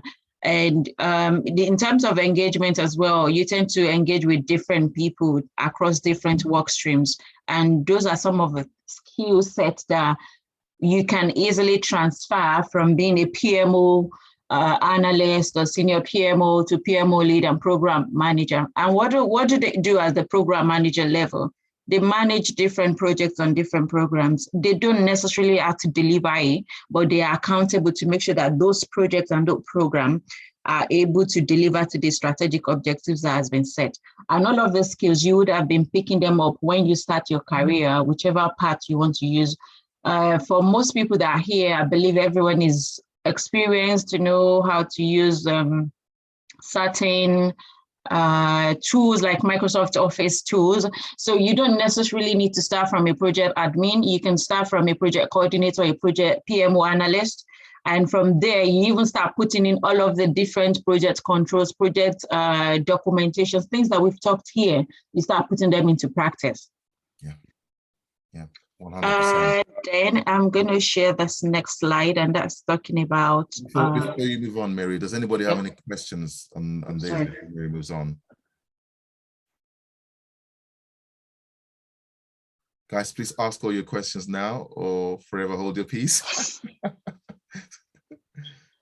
All right, Mary, you can move on. It's not a question. I'm just putting some of the skills that you need to have. Yeah. And tools that you should try and work and to learn. And you know, if I can say something, guys. So all the tools you can see to the right. So when I started my career in this, I didn't even know how to use Excel. I didn't even know how to use Excel that much. I learned that from my wife at the beginning. But one thing I'll say to you guys is, so I can use all those tools to the right, but I've never really paid to learn any tool. There's YouTube videos. It's quite, you know, it's better nowadays than back in the days. Like you can learn, if we share the video, the MSP video with you, if you can cancel a few birthday parties on Saturdays and just spend those time learning how to use a tool, it'll do you a lot of good. Like you could be a pro on MSP if you block out a day. Just get the tool on your laptop, watch the video and do as they say on the video. You will be a pro in using that tool. And I'm saying to you guys, it's not a joke. Like you can get a job. I said, I worked test and trade for a year doing nothing but planning across 10 different programs. But all I had to do was that, nothing else. So I think if you invest the time, go on YouTube, learn all this. If you want to learn how to use SharePoint, all these things are on YouTube. You don't need to go to any, I'm not saying you may need to go to school if you function like that, but if you're thinking about the money, just go on YouTube. YouTube is your friend. You can learn everything on the right side of this picture on YouTube. So your choice, I guess. Can I ask a question, please? Please. Is there any link you recommend for Jira on YouTube as well? I see a lot. I promise you, go on YouTube. So Jira and Confluence work together mostly in most companies, and you use that. You you use that in an agile environment. So when you're building platform, building softwares on agile projects, you use Jira and Confluence mostly. There's something called Azure DevOps, similar as well. But the thing about project management, once you learn how to use one tool, the others will be similar. They're all built the same way. You see what I mean? There might be different in functionalities here and there, but if you know how to use Jira and Confluence, you're good and you can walk into any agile environment in terms of the tools. I learned Jira and Confluence on YouTube. Honestly, everything you see on the right there, I learned them on YouTube, and there's a lot more tools. And you realize that when you want to be a PMO, if you want to go to level of PMO lead, all you need to just be conversant with tools, learn how to use tools. As Mary said, once you're working on different projects, you start to understand your knowledge base is increasing. You'll find that as a PMO lead, you're the one who's the go-to in terms of knowledge as far as running projects and programs. Even project managers will be under your wings because you got to show them how to do things. You got to show program managers how to do things. So it's quite a unique role that throws you into the eyes of the most senior people, and everybody will love you basically. Just go on YouTube, you can learn how to use all those tools from there. Everything. Thank you. There's nothing on there that you can't learn on YouTube. I promise you. Thank you. So that is it on PMO. Okay. Hello, can I ask a question, please? Yes, please go on. Yeah, please. In an organization, if you have a PMO and you have a project planner, are they both going to be involved in planning the project, or how do they go about it? No, so when you work in organizations that have project planners, it means the planners are dedicated resources for everything planning. So you step out of the planning arena, but my suggestion is you learn how to use the tool still. Because there's a lot of programs you're going to work on, a lot of projects you're going to work with, haven't got in the planner. I've just started 2 new roles, and they haven't got planners at all. And I don't need planners. All I said is I want PMOs who can plan. And another thing is, even though you're not involved in the day-to-day of the planning, because as a portfolio planner or a planner on your PMO team, you can get to ask them questions. Hello. Mary just got That's a distraction. Anyway, so if you work in a team of a PMO that's got planner, you don't necessarily need to be involved in the day-to-day, but you can pick 1 or 2 things from them that even if you haven't got that experience, and you can start getting to understand how they track and plan their projects.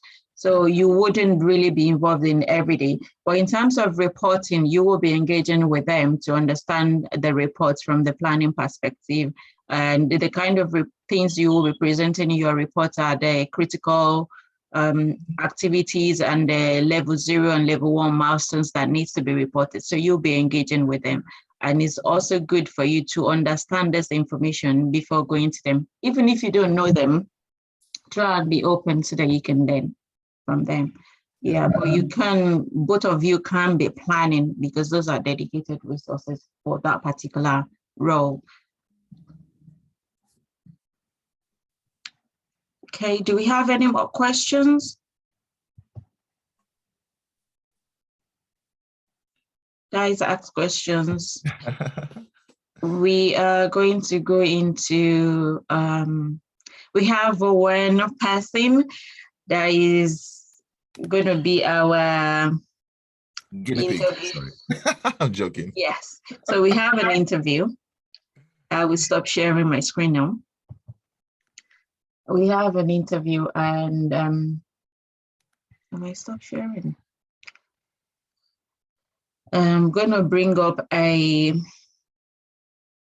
job spec that we can all look at, and we will start asking questions. So interviewee, Richie, are you ready for us? Hello? I think I need to stop recording as well.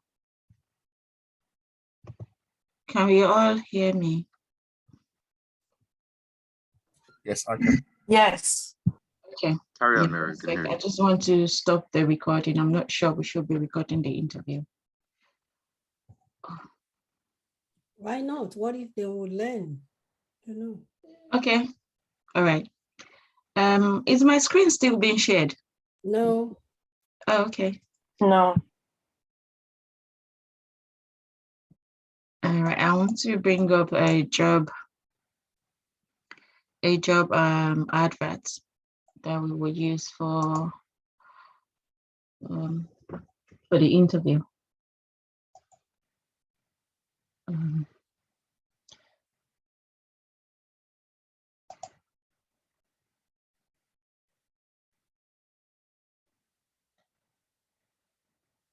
I need to up my skills with Zoom. What are you looking at? I have seen it. I wanted to share my screen and it was just, yep. Yeah. Is it visible now? Yes. Okay. So we have only one person that is, I want to make it bigger. So this is a contract role. We could do a contract role. We could do, we can see your desktop, or I can see your desktop page. Desktop only. Are you sharing an application or you're sharing a screen? I'm sharing the screen. Right, okay. So why don't you remove everything and start over?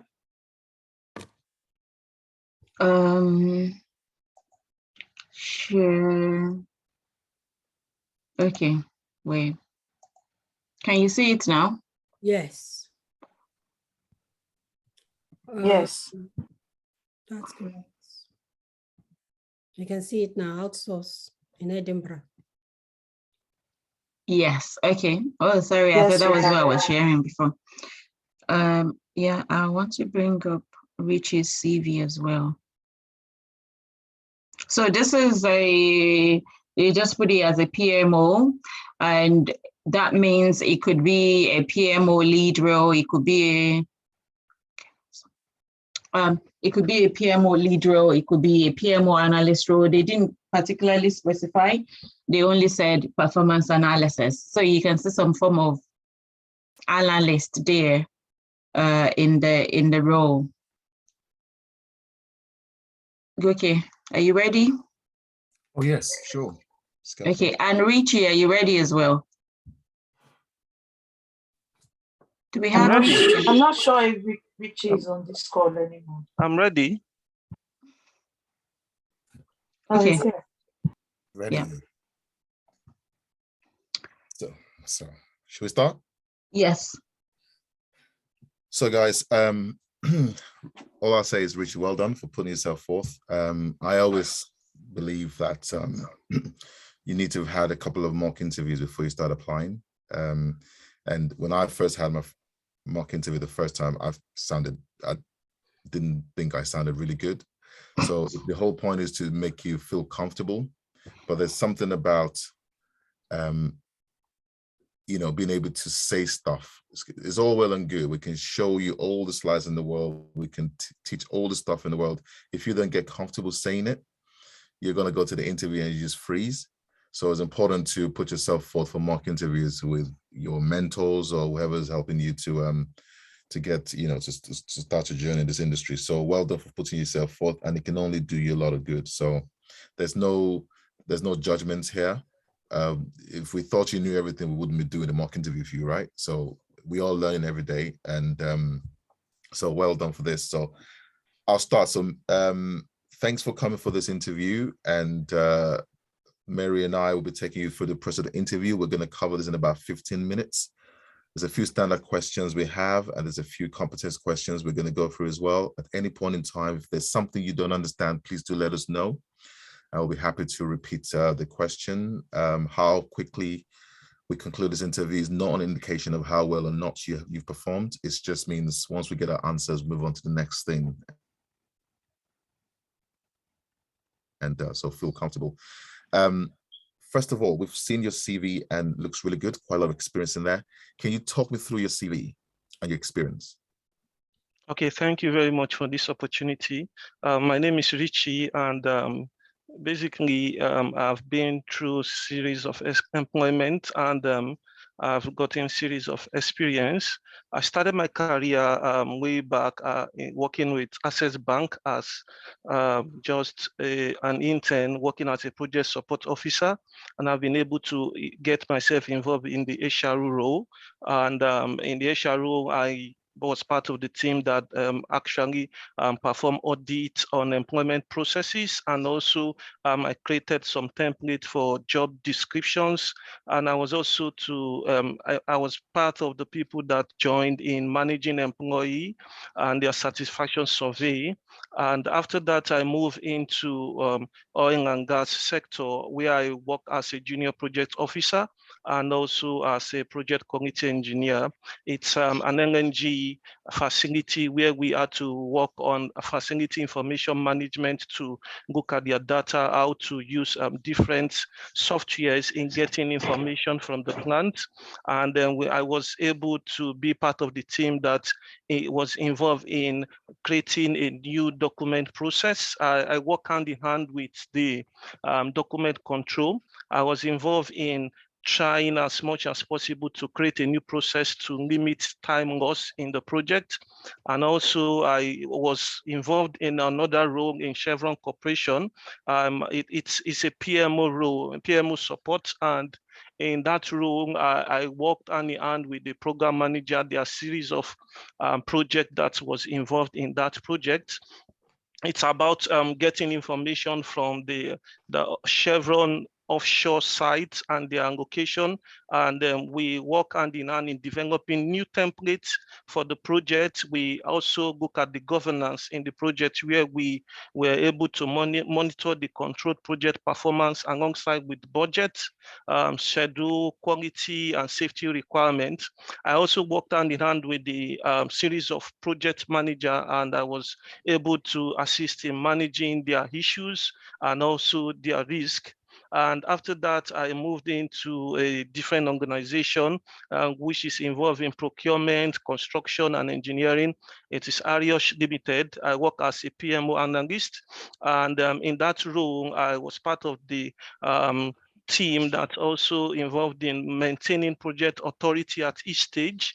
I also worked hand in hand to be part of the people that worked in the red log system and recording every action, the issues, and the decisions that was made. There were a series of sections that was also owed in order to build and also in order to progress the project. And I was part of the team that worked on that project to deliver successful delivery per time.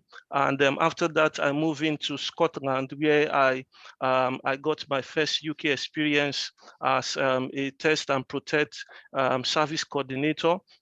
And what we do is to see how we planned the delivery of each performance using their case management system. And I also was part of also the people that worked as the public health risk assessment of COVID using RAID and log. I was able to document the risks and all the issues and try to see how dependent each process is on each other. I was part of the team as well that I created a new developed process for NHS Grampian, and it was able to put in check almost 10% reduction of outbreak in the environment of Scotland. Thank you. Thanks a lot, Richie. That was quite extensive. Appreciate that. So we've all had difficult stakeholders. You've worked at very big organizations on your CV. Can you tell me a time when you dealt with a difficult stakeholder? Could you tell me what the issue was and how you dealt with it, and tell me the outcome? Okay, thank you very much for that. I will just go into my PMO analysis role, where I was working in Chevron Corporation. And we looked at, since the project is all about getting facility information management. So there was a time that there was an issue with a different contractor who are to bring in a new different process other than the standard. So I was involved in looking at the issue at that point in time. And what we realize is if we bring in that system into the standard, there is going to be a deviation in alignment of the project, and we were able to have a good session together to see, bring out all the issues that could come up, and also we look at if we don't take that action at that moment in time, it's going to cause an extension of the project plan, and that will affect the budget of the project. So with my previous experience I had in an LNG plant, that was where I worked as a junior project officer. I was able to bring what I gained from that experience into the system and to channel a new project schedule pattern and a new process that was used in determining the standard for their documentation and also the standard for their deliverables. And looking at it with what the stakeholder brought into place, we were able to come to a consensus to agree based on the advantage what I brought, and it's already a process that has come into line, and it's a new development process. So I was able to bring in that system into place, and the entire project accepted that process, and it was able to cater for all the issues and all the risks that was involved. Thank you. Fantastic. Thanks a lot, Richie. Appreciate that. Talking about, risk and issues and essential management, essential part of what we do here. All our projects are moving at a fast pace, and we need somebody who's quite experienced as managing that. How do you manage risks? Okay, thank you very much. In managing risk, I see it as an important aspect in every project. And one of the ways I use and which I've tried and it's worked over in every project is to start at the beginning of the project is to engage different stakeholders, engage different professionals that is involved in the project. When I mean professionals, I'm talking about, for example, the project that I was involved in Ariosh is an engineering and a construction project. And what I did then was to be part of I worked hand in hand with the PMO lead, and we were able to involve the different stakeholders, the engineers that are going to be on site to carry out the project. And we looked at every risk that will be involved in all the projects. And with my knowledge of RAID log, I was able to record down the risk and look into every necessary information on the action item, who is expected to carry out each action at that point in time, and also look at what are the issues that are going to be involved in the project. So on that session, we were able to bring out the issues, and we look at which other project is it dependent on. And I recorded all the necessary information, and all through there were checks and there were processes based on my experience in following up and also to track processes. I was able to send the reports on each time and on each stage. I could say that there are times that some risks actually moved into an issue, but we were able to look at it and reduce the issue and take it back to the risk level. And it was successful because we took the limelight and we started in the onset of the project to look at this, and it was sorted out at the onset of the project. Thank you. Thanks a lot, Richie. That's also very good. I've got about 2 more questions to go. We use Microsoft tools quite extensively in this organization. How good are you with Excel? I would say I'm just, I'm in the intermediate level. I'm able to use Excel in looking at the budget, in doing some analysis, plotting graphs, and also importing and exporting the graphs to PowerPoint. And I'm also good at bringing out all the necessary analogy and the inferences that can come out from the graphs to make it as a presentation to everyone in the project team who doesn't have knowledge on that aspect. Thank you very much, Richie. And Why do you think you're the right person for this role? Thank you very much. I would say, looking at the job role, I could see that my job spec, what I could do, it aligns with what outsource is doing. Basically, I've looked at all the role necessarily, and I see that I'm able to perform these tasks. And looking at your organization, it's a good opportunity for me to be part of the leading team to take the organization to the next level. Thank you. Thank you very much, Richie. At this point, do you have any questions for us, or? I have a question for you, Richard. Please, Mary, go ahead. Yeah. So looking at the job spec, you can see my screen, right? I wanted to say, has there been any time where you had to deliver a training or coach any member of your team? Yes, I've had a series of period based on my experience.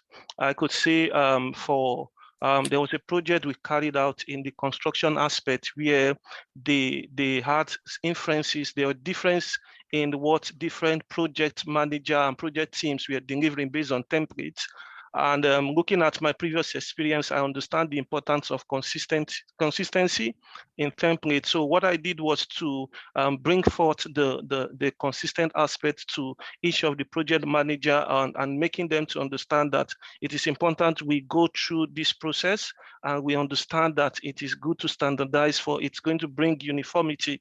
So I was recommended to be part of the team that had to train different teams to make them understand the process that need to be taken into place.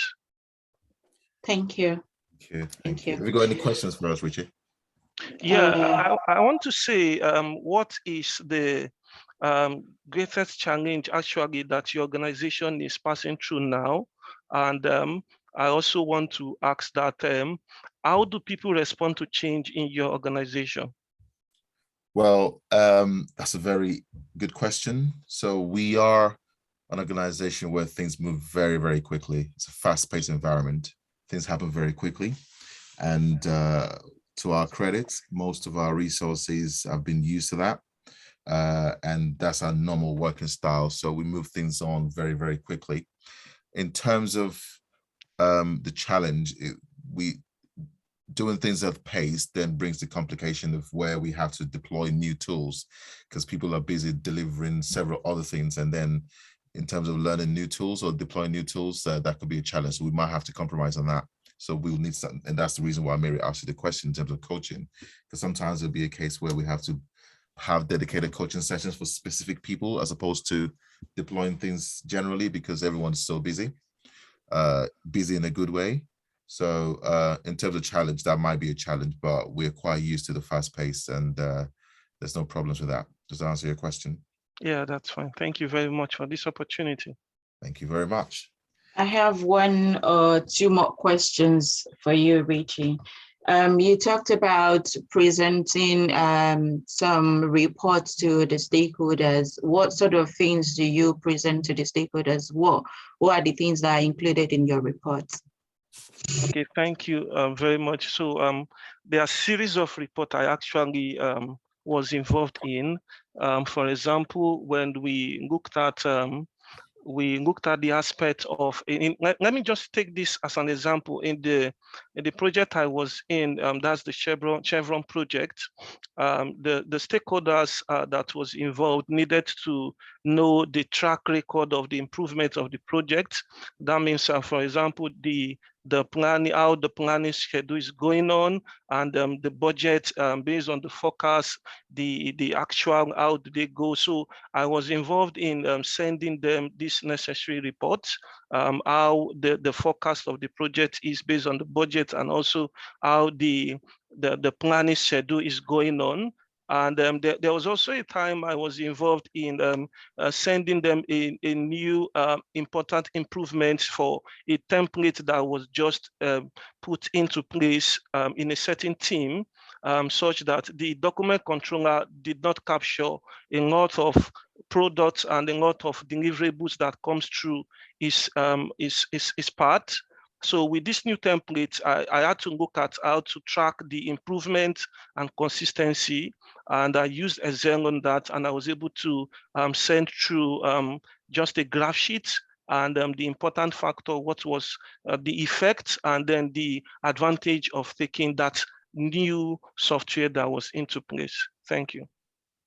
Thank you. Thank you so much, Richie. You've had a lot of experience as an analyst or analyzing things.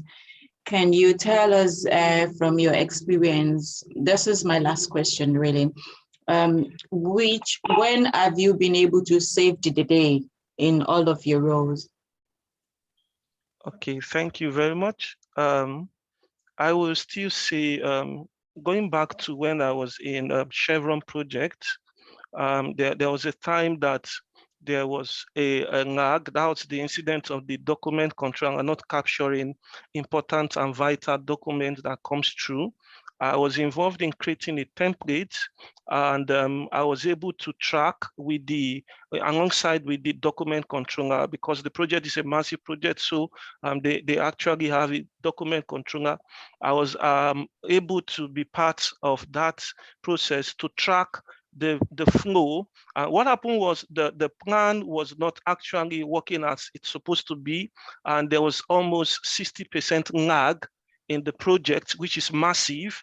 And we noticed that it's not about the tracking process, but it's about the individual, that's the document controller, that needs to update whatever document and whatever product that is passed through his office, which in lack. So, but I was able to pick out that inference before it was escalated to the client. And looking at that, I sat down with him and we looked through the process. We created a good tracking system where everything was captured. We are involved in meeting different teams to understand what they have as a product at that point in time. And I would say it saved a lot to my team, because after looking at these gaps, the project that was lacking for almost 50% or so, it closed up. The part that was not captured was seen, and then we just had to make it to get into the reality of what it is, and it reduced from 50% to just 3% lag. Thank you. Thank you so much, and thank you for taking time to join us today. We really appreciate the efforts that you've put into coming to this interview. We will get back to you based on the feedbacks, and then we have a few other candidates that we need to interview in the next couple of days. So expect from the agency in the next week or so. We'll get back to you. Thank you for your time. Or in the next 10 seconds. Yes. All right. Thank you. Awesome. This is the end of the interview. Thank you so much, Richard. Wow. Interview, you never know any questions that is going to come. And we were so impressed with your being able to volunteer and without knowing any questions we're going to ask you. And we really want to say thank you as well for your answers. And we have few feedbacks that we wanted to give based on the answers that you've provided. I will give Goke to give some feedbacks. Well, thanks, Richie. And I have to say, you need to give yourself a pat on the back. Yeah. You've done amazingly well. Mm-hmm. There are a few tweaks, but you're not far off at all. And I'm not saying that to patronize you. It's obvious you may have had some coaching, or you've coached yourself, because you gave some very, very good answers, and your presentation was really good. I couldn't fault that at all. I was going to keep the interview generic, and you dealt with the questions flawlessly. And Mary took you back to the job spec, which we're going to talk about, in this feedback session, as to what, and you see why she was drilling on that. So, general feedback: the intro was good, detailed. You gave a lot of information as per your CV, because I've seen your CV. That's really good. The only suggestion I'll say there is add more project stuff relating to this job spec in that intro. I'm sure you can make that slight adjustment. It's only a slight one. Your presentation style was flawless. I couldn't fault that. I just want you to add more project stuff based on the job description you can see on the screen, whatever job you apply for, because you got to think about this. As we said, if you've applied for a role and you're called in for an interview, it simply means you're 50% there. Your CV matches what they're looking for. That's what it means. So what you're there to do is to show them how you've done what you've done, and you address the job spec, because that's what you match, remember? So just a slight tweak to focus on the job description in your response, but I'm sure you can do that effortlessly. It shouldn't take you, it's just a little tweak. But in terms of your story, the narrative was flawless. I couldn't fault that. So well done for that. Do you understand that, Richie? Thank you so much. Yes. Yeah. I have the feedback as well. I'm not as nice as Goki, don't worry. That's what I want, please. I'll let me finish it so I don't, so I can give you the one. I wrote quite a number of stuff there. If you're able to use that story, I mean, because I said there's one thing about knowing, is one thing to be able to speak effortlessly in an interview. You can definitely speak. If you just use your story and address this job spec, then you'd have made the right adjustment. In terms of your stakeholder management, that was brilliant. Also, you identified the scenario, you talked about what you did, and you talked about the outcome. I'm sure most people on this platform should know this by now. When you get asked competence-based questions, you talk about a situation, you talk about what you did, and you talk about the results.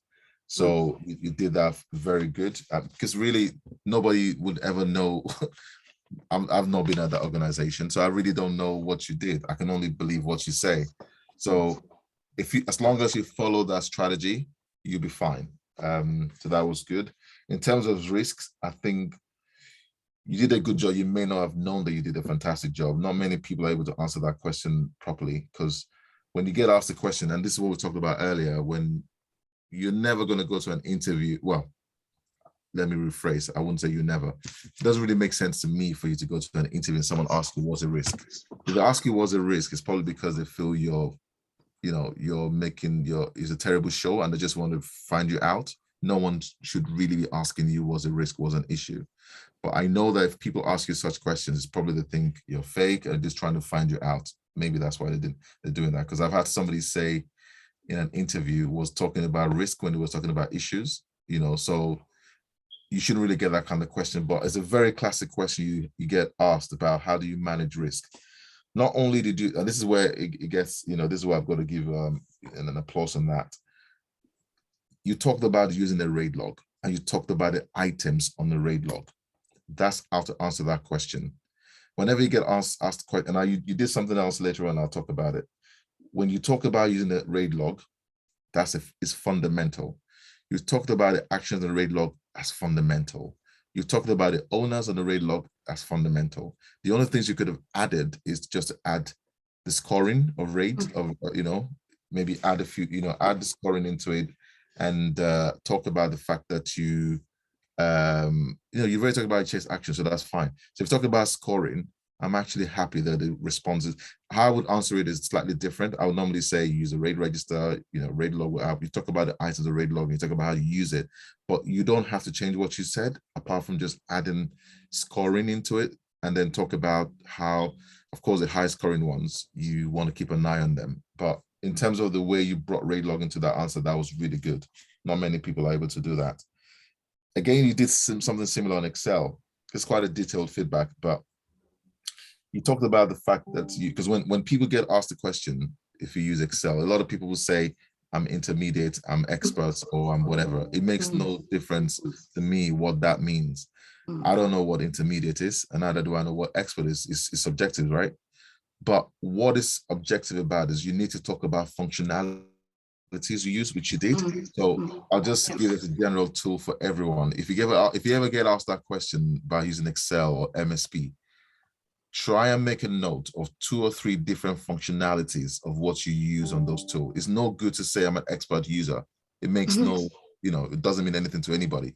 So you need to talk about the functionalities you use. That's to tell me you actually know what that functionality does and how you apply it and what you use it for. So you talked about plotting graphs, you talked about exporting, you talked about analyzing. So you touched on different aspects. Just add maybe one or two specific functionality, maybe a pivot table, maybe. But you talked about graphs, you talked about formula, which is good. You can add pivot table. You can just add one or two more functionality. But if you're giving me that, I'm okay with it. I'm just trying to highlight to everybody, because so many interviews, people will say, oh, I'm an expert user of Excel. It means nothing to anybody. So talk about specific things you use on it. And that's the same for MSP or any other tool, especially if those tools are mentioned on the job spec, the job description. If they say we want an expert user in Microsoft Office, PowerPoint, look, you need to talk about what you use on them. So that's just a slight tweak. In terms of being the right person for, I mean, why, you're the right person for the role. Again, I thought you dealt with that really well. You talked about your skills. You talked about the experience you've gained in different companies and the fact that you can bring all that here. That's the way to answer that question. You talk about your skills, your experience, and your knowledge and what you can bring into this role. So you did that very well. And then I'll let Mary talk about the specific job spec ones, but I'll just summarize them. There was a lot of good things you talked about reporting. Again, the only thing I'll say is when you're answering these questions, as we said, in your intro, if you had talked about those items in the job description, Mary wouldn't have asked you more. Does that make sense? So when you answer a question, when you talk about your CV or talk about yourself, it's almost like your blank check. You need to tell your story, making sure that you address all those items on your job description. You can close the interview from the very start. I think if you get that first 10 minutes to talk about yourself, you should have done justice. Really, there shouldn't be much to ask you anymore. And if you've touched on those items, on those job description, what you did and how you did them, I think you're nearly home. So the reason why she asked you those questions was because that was missing in your intro. But as we said, it's not a big problem for you because you can easily make that adjustment and you'll be fine. That's me. Mary, over to you. Awesome. Thank you. Thanks, Richie. Thanks, Gweke. So I'll talk about the good path, and I'll talk about where there could be some form of improvement. And I actually noted down here, very good, when we were talking about the Excel part, right? Yes, you really answered that question very well. And another thing, based on what Gweke had said, apart from the functionalities, you talked about what you use the Excel for. So I think that's a very good explanation and answer to the question. In terms of the senior stakeholders, I feel you answered it well as well in terms of the different people that are involved. And instead of saying, this is just a suggestion, right? Instead of saying you worked in an engineering or all of this one, you can say they call them SME, subject matter experts. So engaging with the subject matter experts, that saves you having to explain who those subject matter experts is. Yes, and I think another thing I would say is some of these things you categorize them as we, whereas I want you as an interviewer to showcase your skill set rather than what we did in the conversation. I want you to show me as a person that, okay, I was involved in this group of team, we did this together, but I was able to bring out this. So my overall feedback is a very good one. And I would consider it to go to the next stage if I'm the one interviewing you. And so for the introduction, I agree with that, 100%. For the introduction, that is where you have to sell yourself. You don't necessarily need to say it line by line as it is in your CV, but make sure that whatever you're saying covers the job descriptions. So because and this is where you have the longest time to talk, right? To talk to them about any questions they ask you. They are listening, they are connecting your CV with the job descriptions. So not necessarily that you have to mention line by line or each of the years or each of the roles to say, okay, I work in this company, I work in this company. No, you could say over the years, you've worked over the last 10 years, and these are your roles, these are the people I respond to, and these are the things I do. So you can pick it up and say, okay, I was involved in rate management, supporting and capturing the risk in this. So say that's on rate. You can talk about the finance bit. These are the things that you've done. You can talk about the stakeholders engagement. You can talk about the reports. These are the kind of reports I normally produce, and these are the informations that are involved in my reporting. You can talk about the coaching as well. You really answer that coaching as well. I'm really happy with that question. You answered in terms of coaching and everything, what you did, which is a very good one. And so that's for your introduction, right? The introduction can be as long as you can take it, but don't let it be too much, right? So that they don't get lost in the story, because they might get distracted easily. You know, people, their attention span is very short, right? So if the story is getting too long, they can easily be lost. And in terms of answering each of the individual questions, you want to make sure that you give them a catching story in terms of what can catch their attention. At the end of this interview, what can they remember you as? Would they remember you as, what is one key point that you wanted them to remember you for? So if I'm answering any situation interview questions, you try and personalize it to what I did. So I can say, oh, I joined an organization. This is a popular story. I joined an organization on few days of joining. I noticed this. That's the situation. This is a task that I did. I engaged with these different people. And these are the actions. So we're using the STAR story to be able to, STAR is situation, task, action, and the result that you get from it. You don't necessarily need to say it in an interview that's STAR, but that's the way of you creating your story of your achievement, of your involvement, or any situational questions, right? So this is a situation. I joined an organization.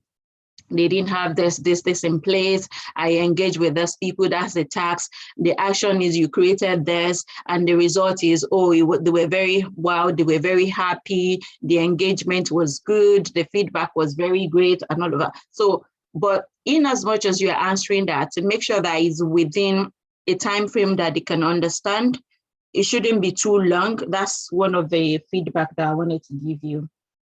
And I think overall, it's a very good, very, very good one. I'm really pleased. And thank you for joining us this afternoon.